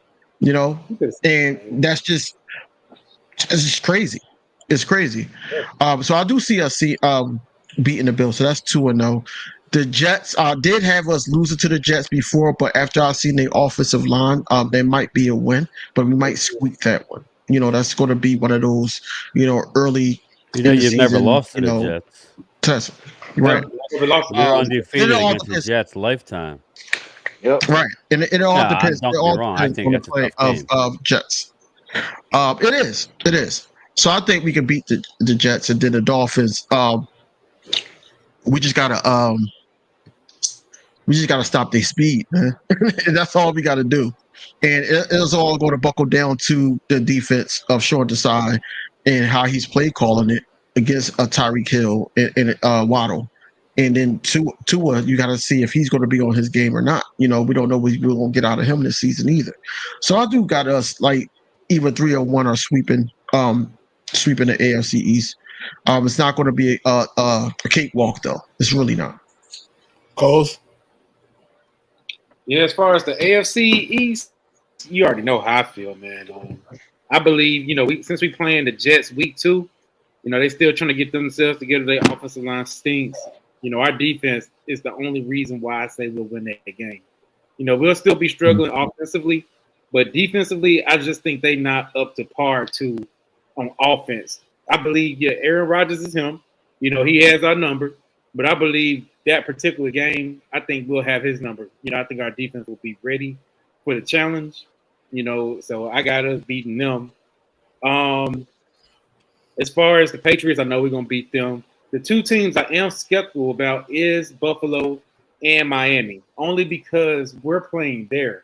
We're not, I think we played them like both in December. That's a hard stretch because I believe we play the Bills first, then we go to Miami the next week. So that's gonna be kind of a struggle to us. I don't know how. To be honest, we might lose those 2 games. So I say we probably split it 2-2. Yeah, late season. Talking about late season. Christmas Eve is against Miami, so you go from cold to hot. That's going to be a challenge, and it's in that stretch of the year where y'all have y'all's unique stretch too at the end, near the end, and we have a similar one as well. So I think the key to it is just looking at our entire schedule. Of the top 10 teams my top 10 teams moving into this year, of the 10, we play 6 of them. Y'all are included in that 6, and we play y'all twice. So that's 7 of our 17 games against the league's best. But we play the majority of those on the road. So it's going to be a big test for Dallas. To me, the Aaron Rodgers game against the Jets is going to be key because, like Cole said, he has Dallas's number. He's like 7-3 against Dallas all time, which is coincidentally the same record that Dak is against the Philadelphia Eagles in his career. Yeah, 8-3. Just saying, oh my Lord, both of them, but man, that's gonna be a facts though. For sure. But that don't get you a ring, but that's fact. So I think Coles is right. 2-2 is probably the minimum. 3-1, if you get that, you feel quite successful. If you go 4-0 in that stretch, then you cooking with peanut oil. But to me, the most difficult game, that's nice. The most concerning game for me, other than playing y'all, of course, for 2 games, is it's all about San Francisco. Like, if we can't get San Francisco with the quarterback issue being what it is right now for them, then it's like, y'all just got our number. It's a bad matchup, and hopefully I don't see you in the playoffs type thing. So if we can get over that hump, and by, getting them here during the regular season, then we're going to be in for, a heartache, because that's going to probably signal that we're definitely going to drop in our overall record compared to what we've been experiencing the last couple of years. Weezy, jump in here. Bro, week 1, man, when we play the Patriots, I want to see how we come out, man. Week 1. How we come out in week 1, bro, is pause. How we come, yeah, week 1, man. It's gonna determine a whole bunch, man. At That home first or game. away? Oh, That's wait. that's We go to away. Foxborough. We go to Foxborough. That makes it a DV, little bit more interesting. And yeah, man. What DV it's said. Tom Brady night. It's Tom The only Brady thing Yeah, I night. would that what say, DV said. That's what I'm saying, man. DV said, that's Tom Brady not gonna be to- here and all that yeah, crap. not to And cut Weezy off, and you can continue. But I will say, I'm not big on the Patriots, but give Belichick multiple weeks to scheme for one game. I would expect it to yeah, be close, if nothing else. He But gonna put anyway, the go I ahead. blueprint pray he out. pull a bunny out his hat because man, He's a hope good coach when it comes to that. I hope I he think put that he will. I blueprint out need y'all to against lose Hurts. that game because y'all got a good stretch in the beginning of the first yeah, bro. game. And the Dolphins, cause bro, we always have problems against the Dolphins, cause every game, bro. I hate playing against them, man. The Dolphins, and they got all the speed now, Just hit bro. to him, man. Jalen He'll be Waddle, seeing. bro. Jesus, I mean, he'll be that's the seeing Dolphins in crazy week 1 work. to me, bro, and that's the Cowboys, period, man. Because we almost just like evenly matched teams, man. To tell you the truth, we just got We a lot of are. rookies We on are, defense, man. man. And the Definitely. defense, bro, look, we lost Javon Hargrave, man. It's like 11 and a half People sacks. forget about that, man. Somebody gotta replace that shit, dog. Be a hard Like, replacement. Why do you think man, the Cox had a resurgent year last year? Because I know, right? Hargrave was Hargrave balling was out there, right man. next to him. Yeah, bro, So, Cox didn't have to do shit. Pause. But but that's why I was saying earlier that the sky's the limit for the Eagles, but there are a lot of questions to be like some people act like there's no questions. Just because you're talented, right? A young talented player yeah, doesn't mean it's going to happen when you want to happen. Jordan Davis, it may take him another year. yep, I'm not saying it's true, but it's going to be fun to let it play out, is what I keep saying. Let's watch. Let's see what happens. If they yeah. do all click this year, we all in trouble. But is it? Is it? But anyway, go I ahead, don't know. Weezy. With Nolan Smith running that 4-3, man. I know, and Yup. he's an undersized guy, He but coming off that 4'3", that's edge what with he her son, does. bro. Yep. Bro, it just The potential's the there. Dolphins, bro. I hate playing against the Dolphins, man. We always got a problem against them. When they came back and beat us, bro, when we had Wentz and shit, bro, that shit was embarrassing right there. It just week 1, how we come out of week 1, bro. You're gonna tell the whole season to me, bro. And Bradbury and Juju, that little bullshit. Come on, man. Bradbury better come on with it, man. I want him to. You need to come on with it, He got cuz. that contract. He might be a little fat, man. He might be Hey, sitting he back, he better not was be playing fat. for one last year. These are just games within the game, We'll Yeah. see. What you think though, Gang Time? It's on you. All right, listen. I like what both you guys are saying, Dom and you, Coles, with the Cowboys. Honestly, you have to look at time and place when we play these teams. You have to. You have to look at who you play. Before. That's just the way the NFL is. But looking at the Dallas, schedule, we play the Jets week 2, and at home. You guys, I'm sure remember just last year. We were up in Lambeau Field. We had a 23-point lead, and Kellen Moore decided to keep throwing the ball. Yeah. Right? We had a 23-point lead. Mike McCarthy was doing an Irish jig on the sideline, finally getting the monkey off his back when, like the Undertaker, coming from the dead, Aaron Rodgers sliced your throat at the end of the game. We ain't losing to the Jets week 2. You could book it. You could bet like whatever you want. They're going to pick up Mike McCarthy in that game. And I'm telling you now, I will own up if I'm wrong. We ain't losing that game at home, week 2 with the Jets and a new offense. They don't play a lot of preseason. They're going to I don't see y'all losing that game either. Mark my words. You're going to hear all preseason how good that Aaron Rodgers looks. Aaron Rodgers is slicing and dicing. Aaron Rodgers of all. He looks rejuvenated against 7-on-7s, not taking any hits, not going against the Eagles or the Cowboy defense. Dallas ain't losing that game, so they're winning that game. Book it. Now the next game that we play is also at home against New England. We ain't losing that game either. At home against New England, I don't like the New England quarterback. We're playing them early. That's 2-0. But that's where the rubber hits the road. We play in Buffalo December 17th. Unless the Buffalo has major injuries, we've never played well in Buffalo. We ain't winning that game. That doesn't mean anything going forward, but that's a big fat L. We ain't winning that game. It's hard to see it. It's hard to see it. But we also, our record in Miami is very good. And we're not playing Miami in the first month of the season where it's ridiculously hot.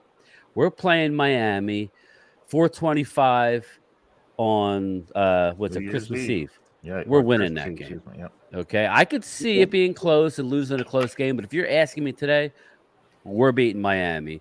Tua by then, yeah, I don't even know who's the backup for Miami. Do we know?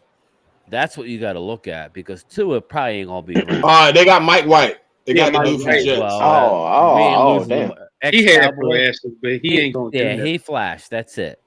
He did. Yeah, he ain't it. Let's put it that way. So I expect us to go 3-1. I like that schedule.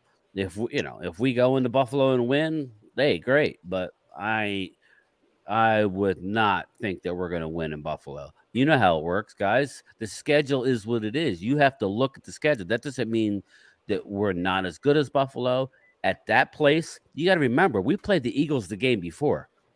Okay? We play home against the Eagles. Right? So that's going to be, in prime time, 8:20. Then we're going to go to Buffalo and win? Nah. We're going to get shellacked in that game. So I'll be so shocked if we win, man. Like 3-1, no. 3-1. Yeah. So the odds makers has us losing both of those. So the Eagles, we play Patriots week 1. I'm not petrified of them at all. The energy in the building might be a little bit shaky to start the game, but I think we crank it up, after the first 2 drives or so, and get it right. I'm not too scared of the Jets either. I know how Aaron Rodgers plays when he's getting his feet up under him. We seen it last year when he was trying to really get acclimated to his weapons. He was really poorish at first. He didn't start turning it on until later in the season when did they play the Jets? We played the Jets week 6. All right, so it's still relatively early. Bro, we're gonna take them out, bro.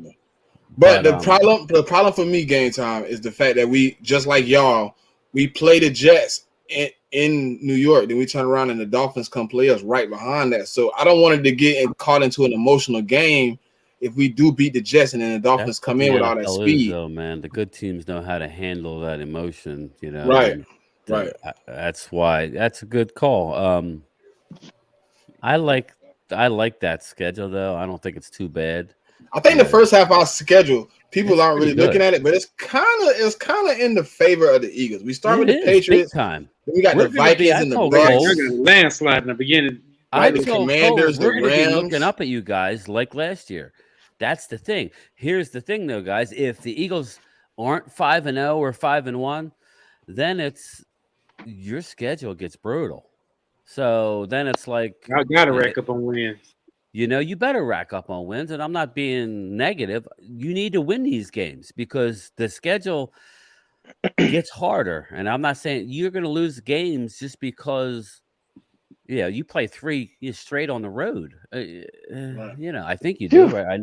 I think you did. Maybe you don't. Yeah. We got I know the stretch you're talking about. We play the Rams. We play 2, and then the Dolphins come to us. Yeah. But it's But look, it's across country. We in LA, and then the next week we in New York. So I would say, as an Eagle fan, you want to get rolling early and pick up. You don't want to have any major injuries early. Yeah. Every team is going to have to go over a period of time without a player. That's like Dak last year. We still won 12. And like you guys said, we ended up, going 4-0 without Dak. Now it was with smoke and mirrors. Yeah. I ain't gonna lie to you. But I do got us beat. I do got us sweeping the AFC East. So you all right? So you got him sweeping. So that would be impressive. You know that ain't gonna happen, man. Listen, I got us losing to Kansas City though, so that's why I got us sweeping I the had AFC you East. smoking Kansas City. I think y'all gonna lose. I don't even. Hey, look, game Bro, we time. can beat I don't Kansas even City, care. bro. You know how that works. I don't It's care about revenge. beating them in the season, man. That don't give me Revenge. my I good know, back. but that's how it is. Cuz we can That beat don't them. give We're me gonna good. blow the Niners' doors off in the regular Game season, time. and then we're Game gonna play time. them in the playoffs. And That don't give me no appreciation to beat them in week I know. 15. For I us, don't it's care. all, but So Week check this out. 10, whatever. I'm seeing y'all lose week 9. I want to beat them. Y'all gonna go by week. Y'all gonna lose. Leave your bias off the schedule, Coles. Let's just not even. Just don't even bring up Dallas. We're gonna leave those games out of it because you're gonna be biased and lie. How do y'all play after? odds are they split. How do That's y'all- just the way it is. You say what? How do Odds y'all are they usually play after a bye week? If I'm not mistaken, last year We won. Y'all We won coming off the bye. y'all won against the Texans, but y'all was rusty. we They was. came out there and they was ready. Yeah. That's why I got. We're That's why I struggling. got us losing that Kansas City game. We're struggling against the Texans, bro. They're running all over us, bro. Yeah, that's what I'm saying. So yeah, going. I think what we should okay, do.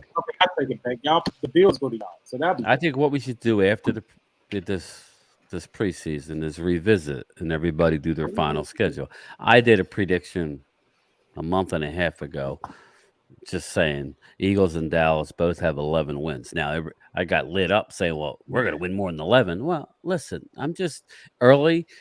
I was leaning more towards negative, and I don't know who's going to win the division. I have the Giants right behind us, and I have Washington. I think I had Washington at 7. We're going to revisit it. Let's let the preseason play out.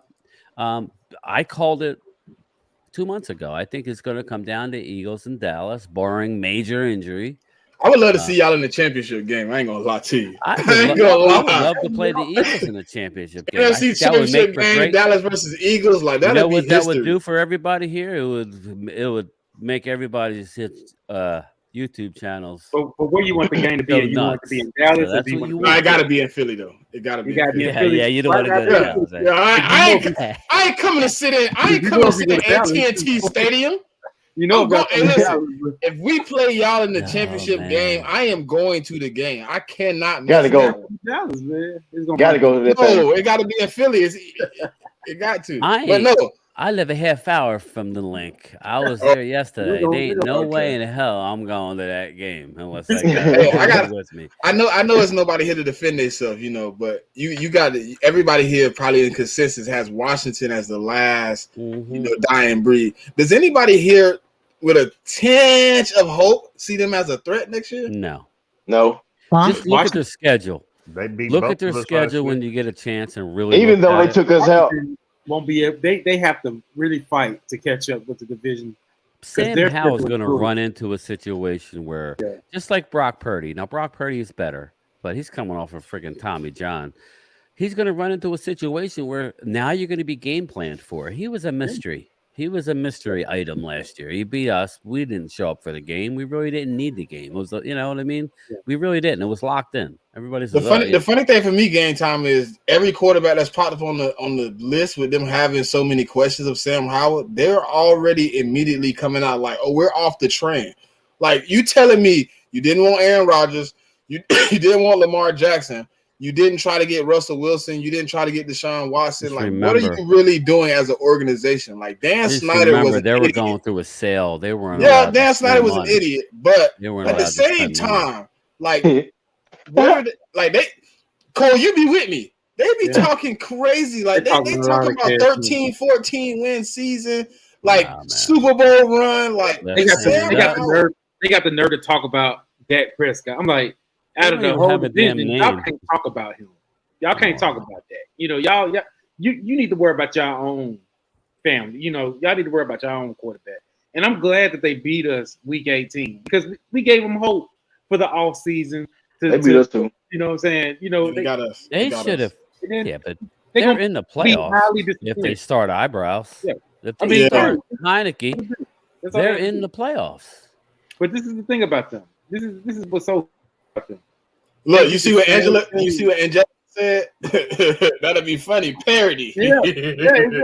Hey, nah, they ain't gonna win the division. Angelic, if that happens, They ain't gonna win the Can't division. do it. But like, peace I out. think it's the same thing last year, trying to convince themselves on Carson Wentz when we all told them Carson Wentz ain't it. They had to learn the hard way. Now they over here trying to glorify. I wouldn't be surprised if I saw my guy, pop in talking about Uncle Sam. Listen, I mean, come on now, you know. Dom said it earlier, and this is a situation that the Washington. Now he wasn't talking about the Commanders, but this is a situation where Washington is going to be a better team. They're going to have more talent, but they're not going to have the wins that they had last year. That doesn't mean that they're not going in the right direction. They're just not going to have. They're going to win 7 games. That's it. Book it, lock it. They're not winning any more than 7. Look at your schedule. We could pull it up if you want. We could go through it, but I don't see any Commanders fans in here pumping their chest. So I don't know that we have to, but we can if you want to. I just want to warn, man. You can't chalk any of these games because the Eagles suffered 3 losses last year in the regular season, and and one of those were to the Commanders. Conditions of the game or whatever it may be, you never know. Similar thing might happen to your roster. They crept up. No matter what Cowboys fans say, we had something to play for. It wasn't like we just gave the game up and we just played, a bunch of scrubs from the jump all the way through the end of the game. We played our starters and they punched us in the mouth.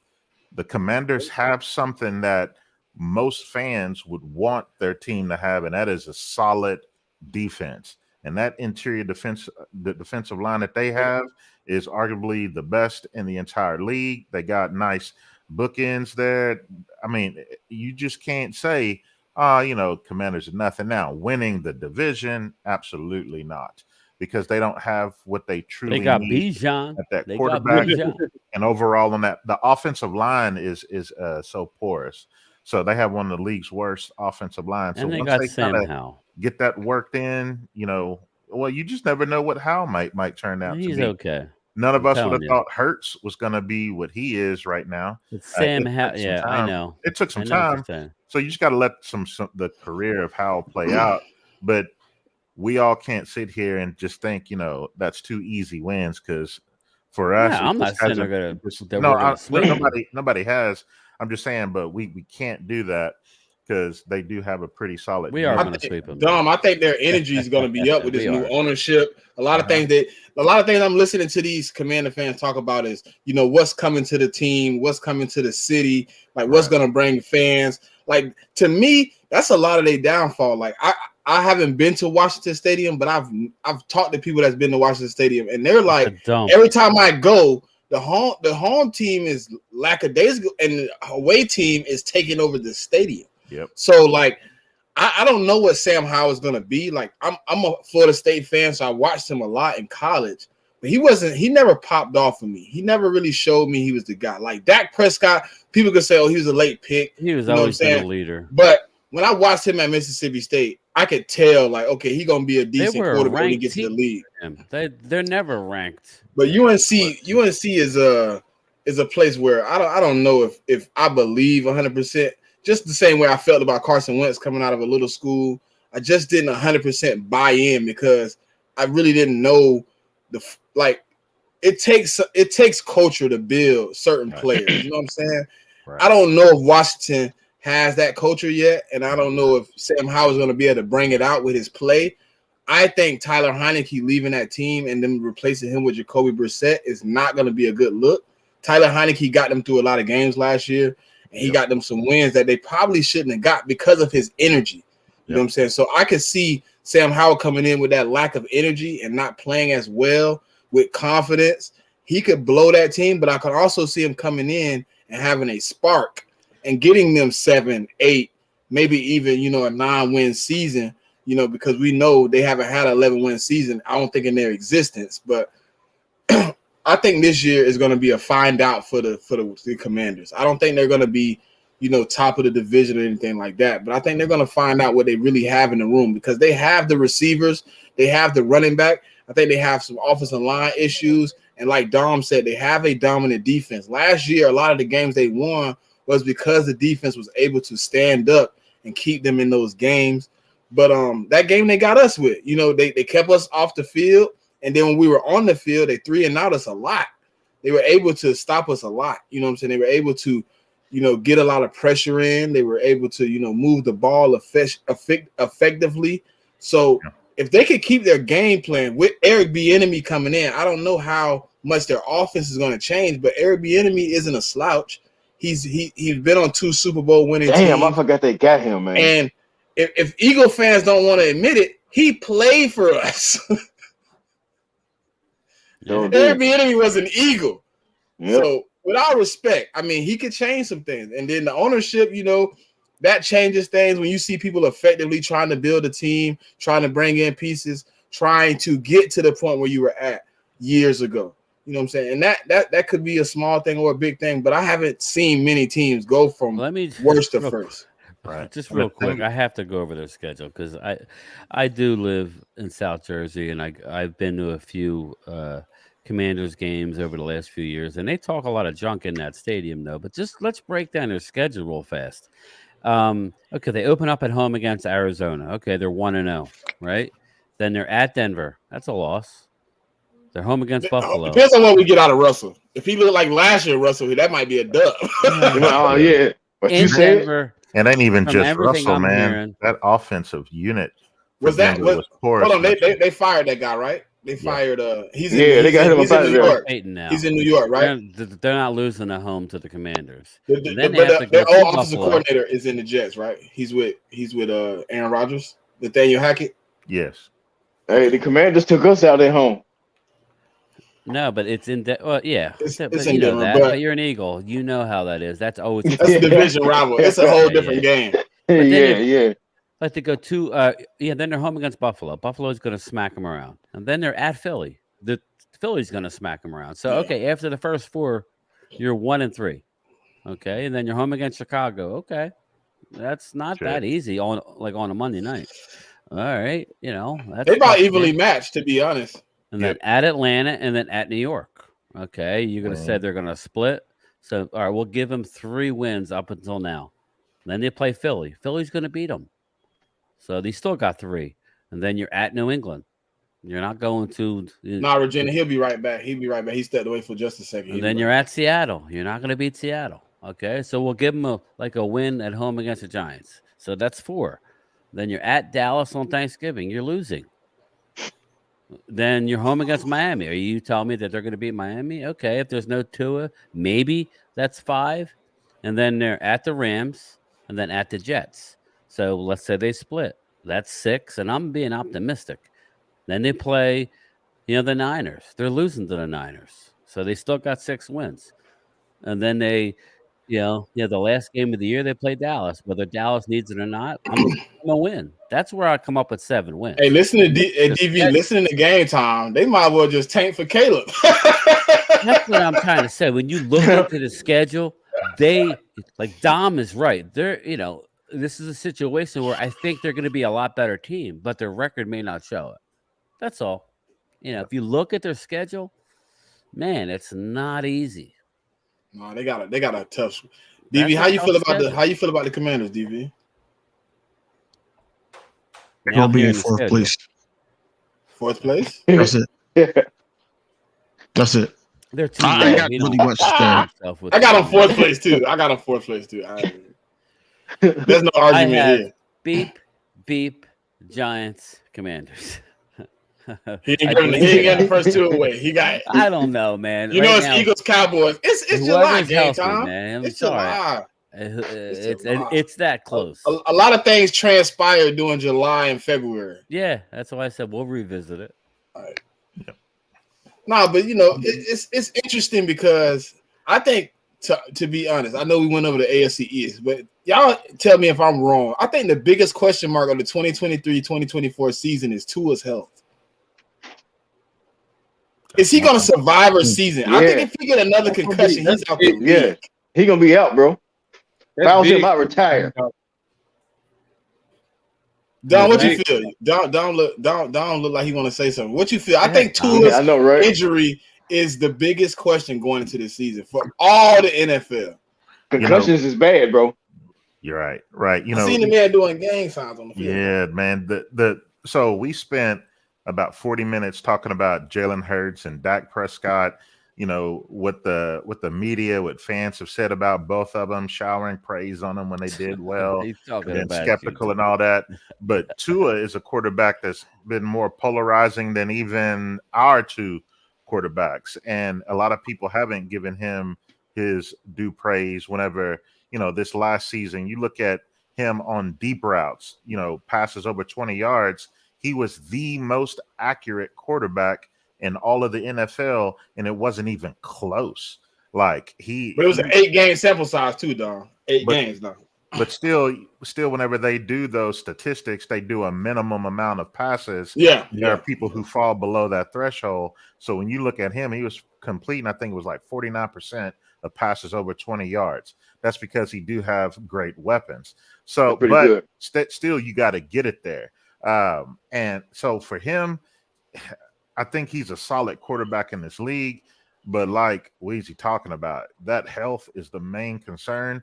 And being a guy that is as small as he is, you see he's put on a lot of weight. I don't know if it's good weight. The images that I've seen of Tua is like, who is that? Did he eat himself? Lion rolls, man. Like, man, boy got thick. Oh yeah, boy got thick. So I don't know. I just don't know if that body can really hold up. And looking at the Cowboys when we play them, being later in the season, that might be like an advantage for Dallas. Unfortunately, to use those words, because that's a guy who wouldn't be playing us. And then we get like a Aaron Rodgers week 2, whenever he's not gotten it all together with his new team. So that might be advantage Dallas, plus we're at home.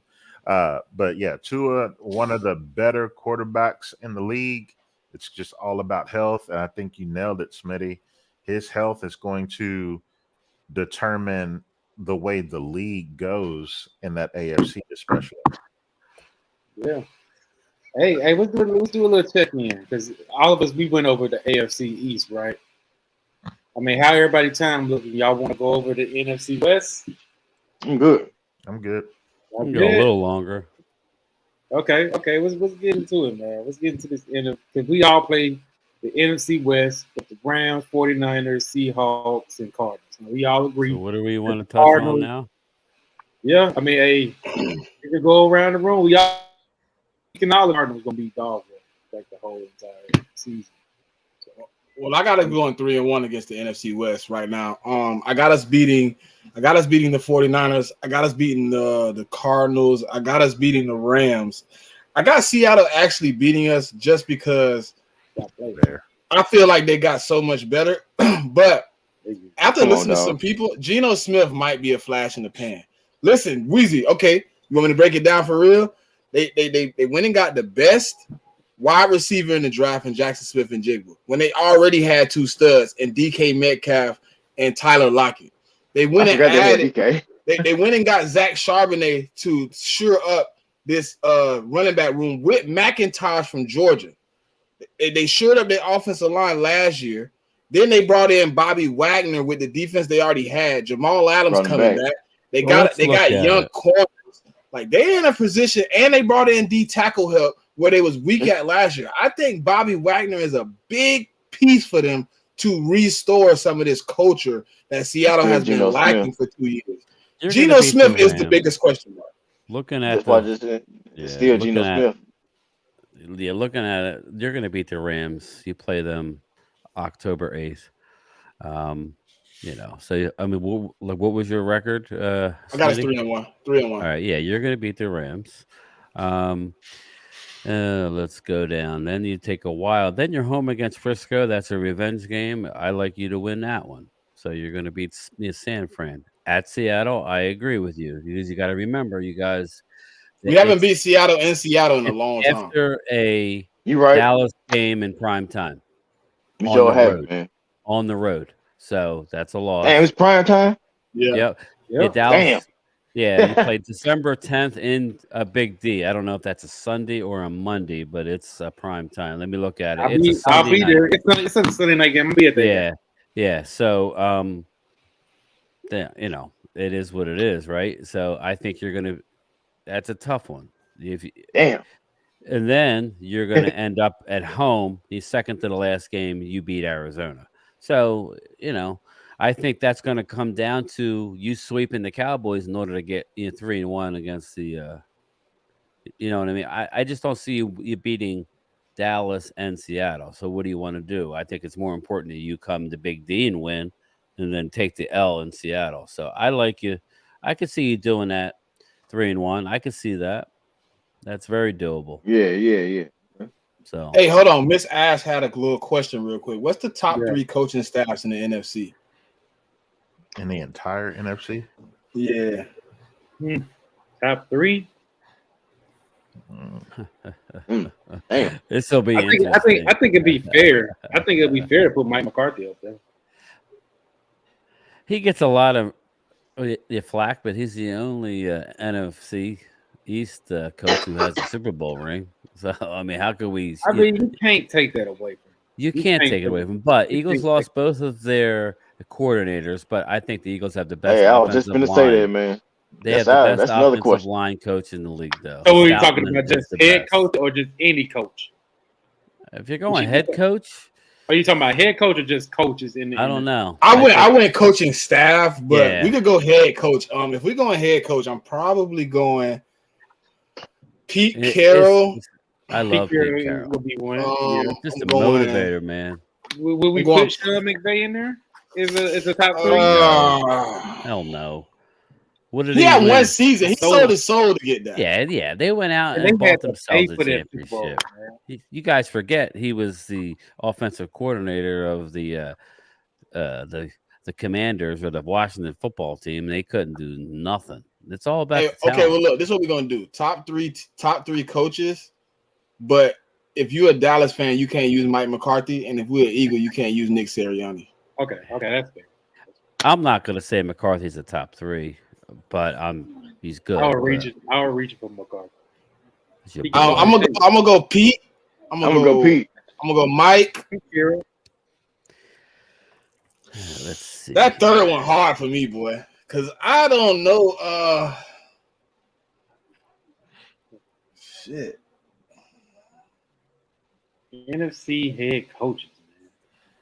So you That said third one the hardest one. we're just going I don't NFC. know. I don't know. Yeah, just NFC. I Okay. went Mike Shanahan. I went Pete Carroll. I don't know my third one yet. I don't know. To me, I think McVay has to be up there only because You got to put him in there. no matter He can't- how He's going to no win matter 4 how games that this year, and team then what are you was- going to say? Well, it is what it is. But I know. the It's all structure about the of that talent. team, the way that they've had it, he was a part of that. When you actually go back to what was happening in Washington and seeing when Washington had some success when he was on that staff, that's because of what he was able to bring. Whenever you have a guy like Mike Shanahan out in San Francisco doing his thing and the connection with McVay when they were all under Shanahan over in Washington, those guys have had some success. They know how to put some offenses together. So McVay, to be able to do the things that he had with the quarterback that they had, to be able to at least lead them deep into runs, to be a Super Bowl winning coach himself. His first 5 years having winning records. This past year, that roster, it was going to experience what it experienced because the way that they pieced that team together, saying F those picks, but then also with injuries happening, it is what it is. Like every franchise ends up, well, I can't say every, but most franchises are going to have that 1 year or even 2 year stretch where it looks terrible. We had ours in 2017 when we went, 2015 when we went, what was it, 4-12? That's why we were able to get Zeke at pick 4. Philly had theirs, just 3 years ago? Y'all had a pretty, 3 or 4 years ago? And here y'all were then, 4 years ago with the 4-11 season, 4-12. Right. And then look, y'all rebounded pretty quickly. So, because your coaching staff, was able to do some. But that was that year you was talking about, Dom. Remember you said when all the adversity hit? That year we got murdered by the injury bug ourselves. You know who our leading receiver was that year? Greg Ward was our Greg Ward. one receiver that year. Greg Ward, man. I remember that. I'm just saying at that time though, No, I'm the just world saying. wasn't on Hurts's back, you know. But it came back to memory that you made that comment about the. So I would say McVay, Shanahan, and Mike McCarthy would be up there in anybody's ranking. You can't use Mike. So to me, Shanahan, McVay, and Pete Carroll. Okay. That's basically what you I like those, bro. Same shit. So we can't even use Sirianni and McCarthy. I thought you said we couldn't use them one. You're saying we can't bring them up at all? Nah, all right. So you want it's biased. You gonna initially if use you're a fan, you throwing them in there. I mean, I gotta use Sirianni. Make it rough. We're gonna make it a little rough. You gotta pick. You gotta go out there and do some research. I'm not saying pick them one, but if I'm thinking like the top 5 coaches in the NFC, I think that's now fair. we go 5, then we could throw them back in. But I 3, think you got in no particular order. You got Shanahan, Carroll, Daboll. You cannot say that Brian Daboll. Oh yeah, Daboll. Sirianni and McCarthy. Those are my top 5 guys. Now you can say, "Oh, like like the Green Bay head coach." Now he hasn't done squat, man. So McCarthy's won a Super Bowl. Sirianni has won a lot in his short time. Man, I remember his first year, he was getting crapped on by his motivational speeches talking about flowers. But, you can't argue what the guy's done. Daboll, how can we argue? You saw what it was when he wasn't there. He's turned the team around pretty quickly, and they're a legitimate team. They're not ready, but they're right there. And Carroll, Pete Carroll, the master motivator. We all wrote off Seattle last year, and what'd they do? This is the second time we done wrote them off game time. I ain't writing that man off again. Listen, remember when they lost Sean Alexander? And everybody thought he was done, and he went and retooled and bought Russell Wilson and Beast Mode in there in the Legion of Boom. Then he fell off, and now he's rebuilding again. Like, I mean, you guys, I'm sure everybody's hearing all the push that Detroit Lions are getting. Now they're kind of in that role where now they're expected to win. Last year it was kind of, they're talented, but they never get it done. Well, they stepped up. Now there's a lot of expectations in Detroit. I like that coach, but I'm not putting him in the top 5. We'll see. They just loaded with talent. He's a good motivator, but Daboll actually won a playoff game. Or did he win a playoff game? Yeah, he beat Minnesota. Yeah. That's right. Hey, did Geno Smith win the Heisman? Doors blowed off at the link, but yeah. No. Geno played for West Virginia. He did not get it. Okay. Hey, I thought he got that joint. Hey, quick change of topic, Cole. Cole, you watch college football. You remember Steve Slayton, bro, with Geno Smith? Oh my God, bro. West Virginia. Yeah, bro. He was West Virginia, bro. That shit right there was crazy, bro. That's how that's how it be crazy. How college football don't always transfer over to NFL. Like these guys, dogs out there in college, just couldn't get it right in the NFL. DB, who you got as your 3, man? Who you got your top 3 NFC coaches? Everybody basically said it. Pete Carroll, Sirianni. Daboll, Shanahan or McVay? Ain't nobody saying Matt LaFleur. I'm not going McVay. Matt LaFleur to me, bro. He I don't know. I gotta see him without Aaron Rodgers. I really do. I think a lot of that was Aaron just being like, shut the hell up and sit on the sideline. Yeah, that he is more of he got Aaron Rodgers than it is Mike McCarthy. I think Mike McCarthy actually made Aaron Rodgers who he is today. What has Aaron won without McCarthy? Right, that's what I'm saying. Like, you gotta understand, like people be like trying to dog out Mike McCarthy because how he loved Green Bay.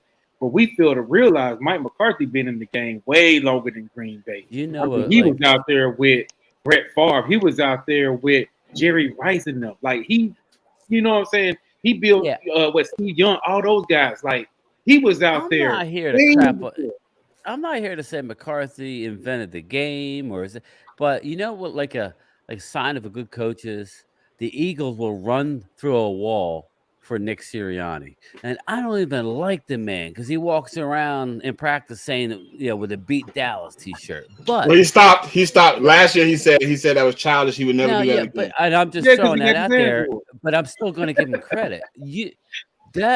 Like that's what I want. That's what makes Pete Carroll special. Is Pete Carroll some master technician? No, they will run through a wall for him. These guys love Mike McCarthy. Obviously, the Niners love Shanahan. Now, in saying that, Shanahan is choked in the playoffs, but I would actually put Sirianni and McCarthy over Shanahan just because of what they've won. But listen, Shanahan's great. He is a great coach. But until the Eagles will tell you, unless you win in the playoffs, you can't talk. So that's where I look at it. Who's going to play hard for their coach? That's why I had Daboll in this list. Those Giants players love that man. They played hard last year. They weren't that good. But you see now when you motivate. They got rid of Gettleman. Let's be honest. Yeah, That was the he worst. had a couple decent drafts that are starting to pay off, but I agree. I agree. I think they got rid of the horrible coach out of New England, the special teamer. What was his name? He was a coach of the Giants, and then he thought it needed Jason Garrett to be the offensive coordinator. That was a disaster. So Daboll, I love him.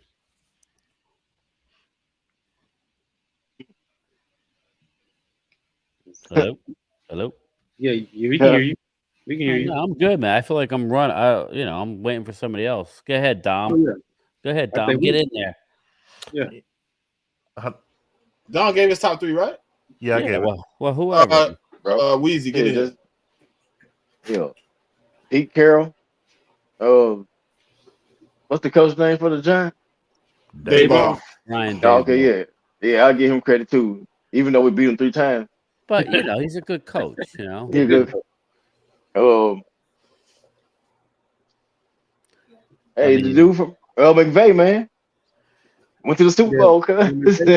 He did. Remember, he went and they bought themselves a Super Bowl. Yep. Yes, they did. Hey, you see, Cole, your boy Matt trying to start something. Man. He bought himself a Super Bowl. You see what he put up there? The top 3 quarterback.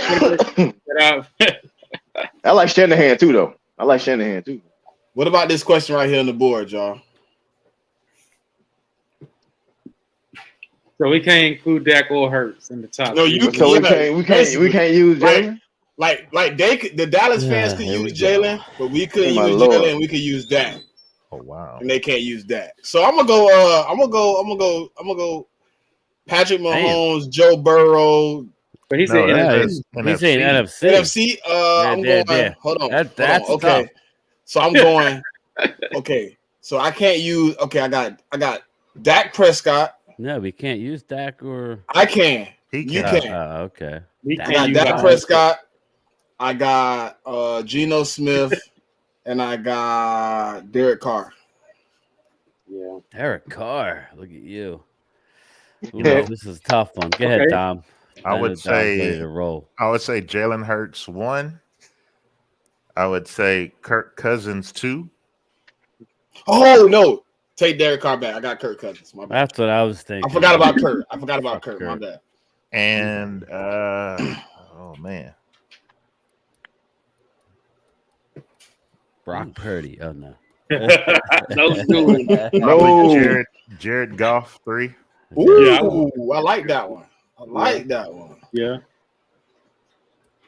DV, get in here, man. Top 3 NFC coaches, quarterbacks. You can't use Jalen. Oda. Damn. I would say Kirk Cousins, and I agree. I would say, because people are sleeping on Stafford, but he's not top 3 right now. I think there's too many. Excuse me. I was gonna say Geno Smith. You got Geno's a one hit. I say Matthew Stafford. Game time. Yeah, you guys aren't gonna like my. You ain't gonna like this. I can just see it, and I'm gonna get lit up for this. I'm gonna go Hurts. I'm gonna go Cousins, and this third guy I think is about ready to come on the scene. If I'm building the team, I think he would be in strong consideration. He did a lot. I'm building him up. See, that's what I'm doing right now. I'm building up my guy. I think I know where you're going. I know where you're going. Come on, man. Give me the. Come on, give me Fields in Chicago. I knew it. Come on, man. Feeling, bro. Come on, man. We saw what he did with no receivers. My man, he really stepped up. I was very impressed. Justin Fields is going to be in my top 3. I follow too many Chicago people and got family up there. They not feeling it the way you feeling it. I hear you, but yeah, I'm gonna not see. that close. But We gonna see. it's my list. I like so Justin we're gonna go Fields. with it. Weezy, what you got, Weezy, for your 3? No Jalen. Man, Dak. That was tough. I knew that was tough. You can hear the pain. I was showing about to, hey man. He took a deep Look, breath. It would make it easy because I could just go Jalen, Dak, Cousins. It's over with. Look, give me Geno, Dak, and hold on. I like Justin Fields too, man. I probably go Geno over Cousins. I like Justin Fields, man. But, you know, Yeah, I'm going with them 3. yeah, Give that's me a good one. give me Geno, Justin Fields. That was my thing. I went with Cousins early, Dak. but after seeing There we go. Geno, Coles. I will go. it's tough, man. It's tough. I will go. Let's see my top 3. Jared Goff, Matthew Stafford. I'm sorry. I'll do Jalen Hurts. I will put. I'll do Matthew Stafford, and I also put in. And I hate it. It's hard. It's a thin line between Derek Carr and Kirk Cousins, man. That's like pulling teeth, man. Because they both. They both mid, Pat. They both that good mid, Pat. Hey, they Funny, mid as hell. Hey, have y'all seen the quarterback series? Yeah, I've seen it. I gotta watch it. Jared Goff. DV, you seen it? over my You seen house it yet, in a couple DV? weeks. No, I gotta watch it, man. Hey, listen. Other than episode 8, the series is busting. But to watch Patrick Mahomes beat me again, That's about us beating I'll it, never bro. watch it again. That's why I have not watched it yet, man. Because I know it's gonna be on there. I can't do I it. gained some respect for Kirk Cousins, bro. You know what I've learned? You like that? One thing I've learned tonight from you guys, and it's kudos to y'all, is that you're very consistent. So your line of thought and your philosophy behind the way you answer things has like a through line. It's followed through this entire night. Because for me, I'm a guy that tends to, I don't try to get too caught up in the moment. I try to think greater context, bigger picture, and I try to project, 2 to 3 years down the line too. When we start like having these kind of debates on who would you rather have, to me, that's that I think of going into 2023 this season, knowing all of what I know about these guys. Who do I want as my quarterback now, but then also moving forward? Like if I would have gone off of the history of what Stafford has done, I would have been like, yeah, Stafford makes this top 3 for me. But what I saw Stafford do last year, and then knowing that Father Time catches everybody and knowing what that team is going to look like too, I'm starting to, come away from him. But then I catapult a Goff because Goff has been pretty, he's been all right Consistent his entire career. He's played on some successful teams, and that Detroit team is coming along. And, this is the year where it seems like, will they finally get over that hump? Well, maybe, probably so. But I'd rather have a Goff, the next couple of years over him. And for me, just having 1 year under your belt of having a good season, that's why I couldn't put Dayball ahead of even Sirianni. I wouldn't put Dayball ahead of Pete Carroll, McVay, any of those type of guys, because they have multiple years of success. It's the same thing where I told y'all at the beginning, like if the question would have been, like top 6, 7 quarterbacks or top 5 quarterbacks in the entire league, I wouldn't quite put Hurts there yet because I've seen 1 year. Now, if he put together a second solid season this upcoming year, then I think you start putting him in that top 5 echelon. But so yeah, He will. everybody's line of thought and the way that you've answered stuff, it's followed through. So if you see my answers, that's why it's like Dom is all about consistency over a period of time and then how that will project. That's why I think Jalen Hurts is going to be a solid quarterback for years to come in this league, and he's going to make his way in that top 5. And we're already starting to see in the NFC, man, it's struggling to find top tier quarterbacks. So Definitely. you take our 2 guys out the mix, and it's like, Kirk Cousins, all the statistics in the world, can't win when it matters. Same thing our Cowboys have having a problem with. You look at Goff, he went number 2 in the draft, number 1 in his draft class, but yet he went to a great situation, but he's met some adversity, and look what he's doing with Detroit. So I got to give him some props there. Is Kirk Cousins really that bad in primetime games? He is. Yes. See, I've heard his record is like, is it 7-10, 8-10, something like that? It's worse than that. It's worse than that, man. Let me He see. can't Hold get on. it. He can't get it. Like, Okay. Right here, his record with the Vikings is 7-10.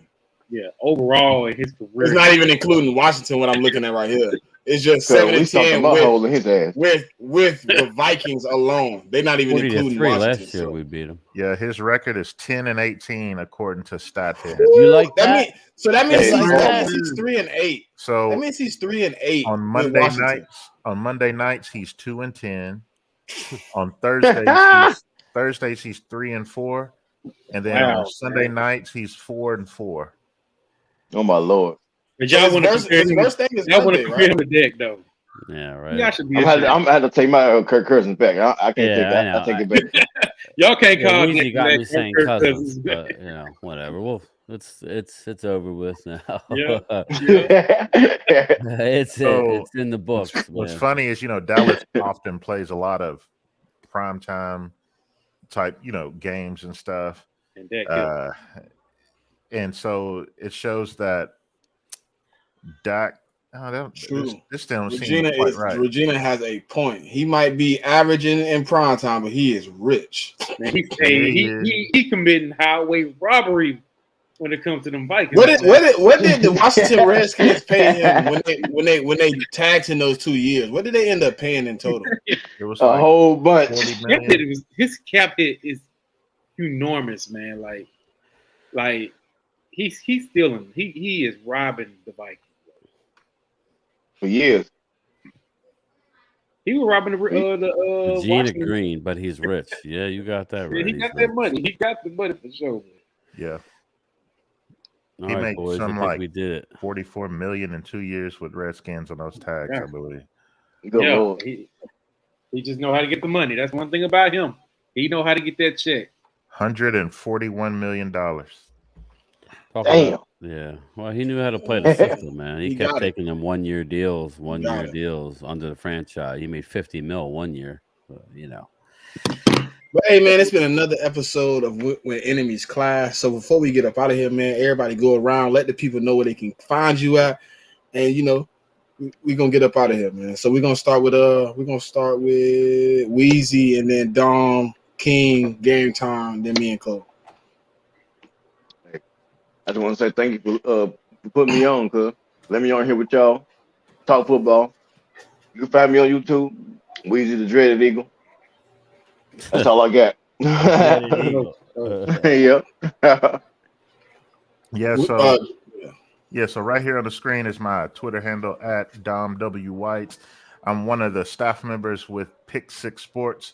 And so we're a grassroots group of guys who all are devoted and, fans of the Cowboys, but we try to stay balanced. And they brought me on primarily because of years where I put information out about the draft. So I consider myself Mr. Draft Guy. And it's just not a Cowboys-centric draft talk.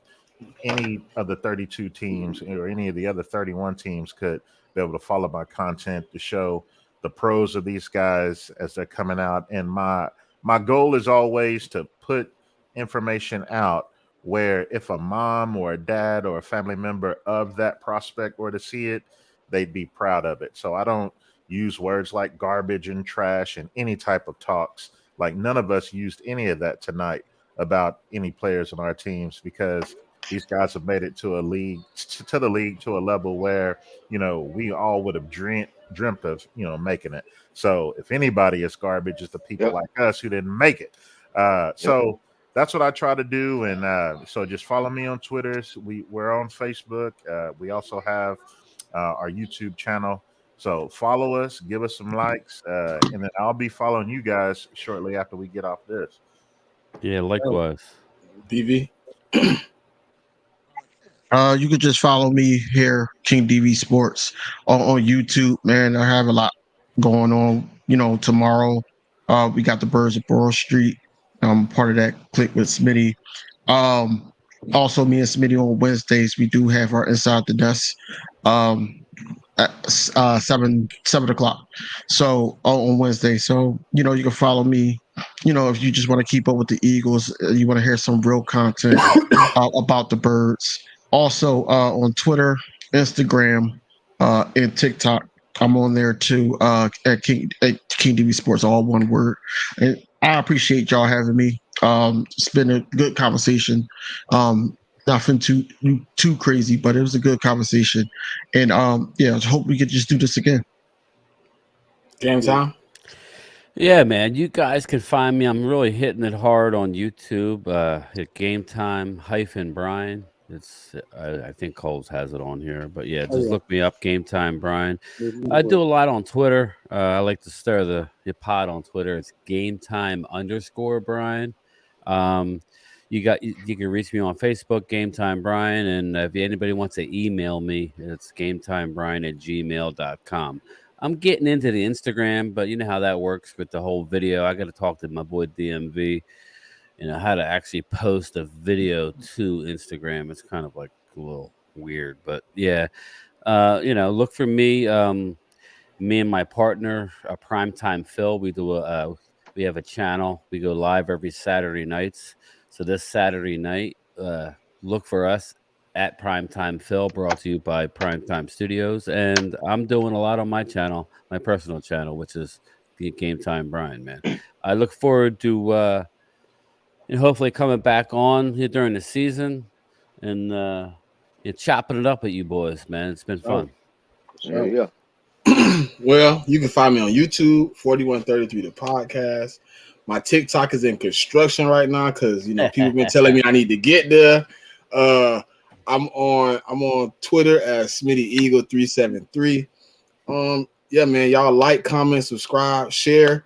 You know what I'm saying, and stay tuned, man, because the content coming is getting to that point where it's not going to be slow season anymore. So if you're looking somewhere to get your good content, you got 6 people on this panel. If you're a Cowboys fan, you got 3 up top. You're an Eagles fan, you got 3 down bottom. Y'all follow, man. We coming with good content. We keep bringing bangers.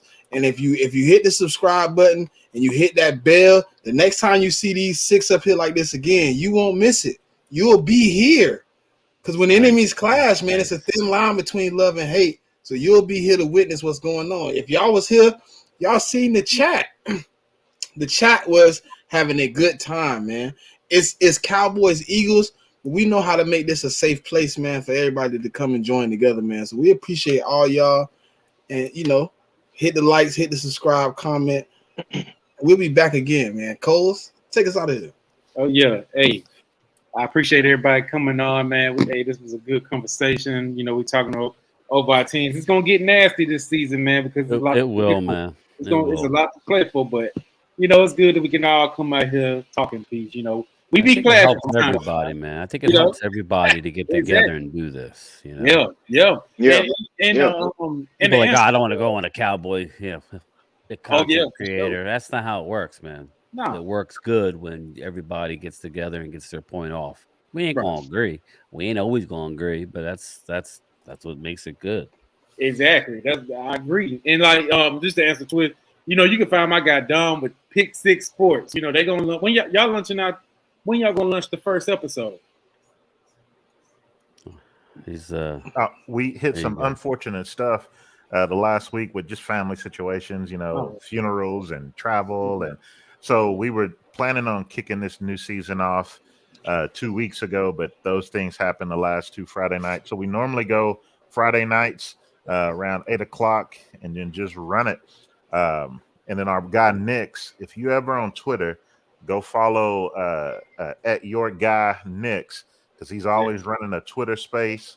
And then after the spaces, he'll have people go over to the YouTube page. But the spaces allow people just to talk.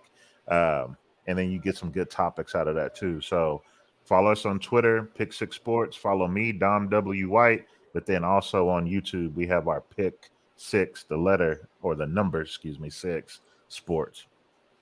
Yeah. Hey, I just followed everybody on the panel, man, and I wasn't I'm already gonna do followed. that too. Since we That's get what's on. up, man. But yeah, hey, look out for us in future shows. Like I said, training camp is coming around the corner. We're gonna be launching out some videos on all different platforms on this different channels on this platform. Also, I don't know about y'all, but me and King, I know King D, you be doing your live streams. You're gonna do some live streams for the Eagles, right? Eagle games, correct? I'm gonna do some. I know me and Gametime Bryan, we was talking about it. Tune in because those live streams, we're gonna do a play-by-play for these games. I'm planning on doing some preseason games. It might be boring, but we can try to make it exciting at the same time. So that's something to look forward to. Anybody else got anything to say before I close this thing out? The only thing else I gotta say real quick, guys, I am going to the Hall of Fame with Mark Holmes. As a matter of fact, he just called me. I gotta go as soon as we get off here. I gotta call him. I'm gonna be bringing stuff on the road to Canton, and when we get there, we're gonna do a couple live streams. So just look Damn, that's out, man. cool. We got the stuff coming. That's why I just got my D Ware jersey. Hopefully, I can get it signed. I'm looking forward to it, man. Looking forward to it. Nice. A quick Go run ahead. through. I just followed. Yeah, I just followed you too. Hey, quick run through because we never got to it. What do y'all think ultimately? Like, what is your prediction for your team's season? So for me, I think Dallas will probably go 11-6, That's what I said. and then finally get to the NFC East Championship game. And I gotta be a homer. I can only have hope and faith. I think we're gonna be Super Bowl champs. So I got us going 14-3. I also got us in the NFC Championship game. The reason I got the 14-3, Dom, is I know everybody said we're gonna take a step back. I feel like last year, if Jalen Hurts don't get hurt, we go 15-2. So I am taking a stab at the step back, but I have us in that 14-13 win season. It's gonna be a lot harder though, so I can see us taking those steps back, trying to figure things out early. So, hey, we're gonna see. There's gonna be some great stuff to come back to, by the way. But that's what makes this game fun. Well, hey, I appreciate it. I got us. Oh, my fault. I got us. Yeah, I got us going 13-4. Do think that with a little bit of a tough schedule and after the bye, I think one of those games we dropped. One of them games that we're overlooking, and then also we're going to put ourselves in the position that we don't really need that last game, so that's a loss right there. I think 13-4 will win it. The NFC again. I think that it would solidify us as NFC Championship back to back for the first time since the last time that we did it. So, I'm just excited to see what unfolds, especially with all this new Georgia championship going through the organization and also showing the side, and then seeing what Bryan Johnson does because he does have that relationship with Jalen Hurts, but at the same time, he got to put this thing together as well, especially with DeAndre Swift being there. Gametime and Weezy, and then we're gonna get up out of here. I'm good. I think Gametime said 11-6, didn't he? Yeah, yeah. Oh, you're talking about? Okay. I'm sorry. I was trying to find you guys and subscribe. Yeah, I did my preliminary. It's come on. It's like we're trying to do it now, but that's what we do. I have Dallas, winning 11. This is one of those deals where, yeah, we win one less game, but I think we're going to be a better team. And a lot has to do with schedule. I think 11 wins. I'm really not concerned with it. I think that gets you in the playoffs. And I'm more concerned with how we're playing and our health going into the playoffs. That's where I'm at.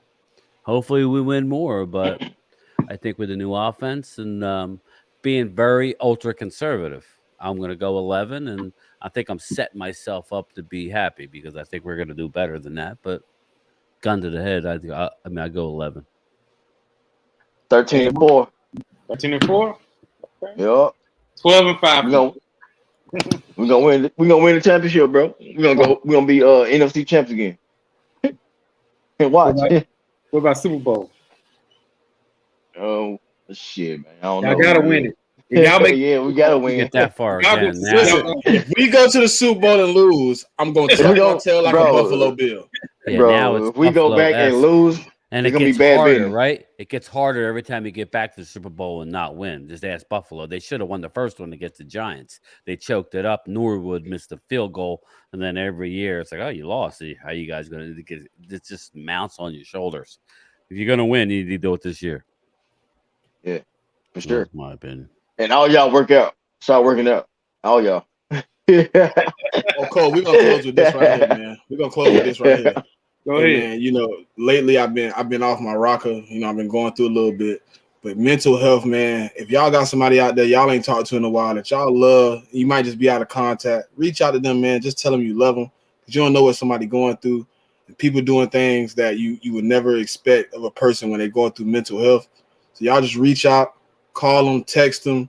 Just tell them you care about them, man, and just make sure they all right, man. And with that, man. My boy Smitty, man, how you going, bro? Man, hey, listen. How can I not be going well after the draft?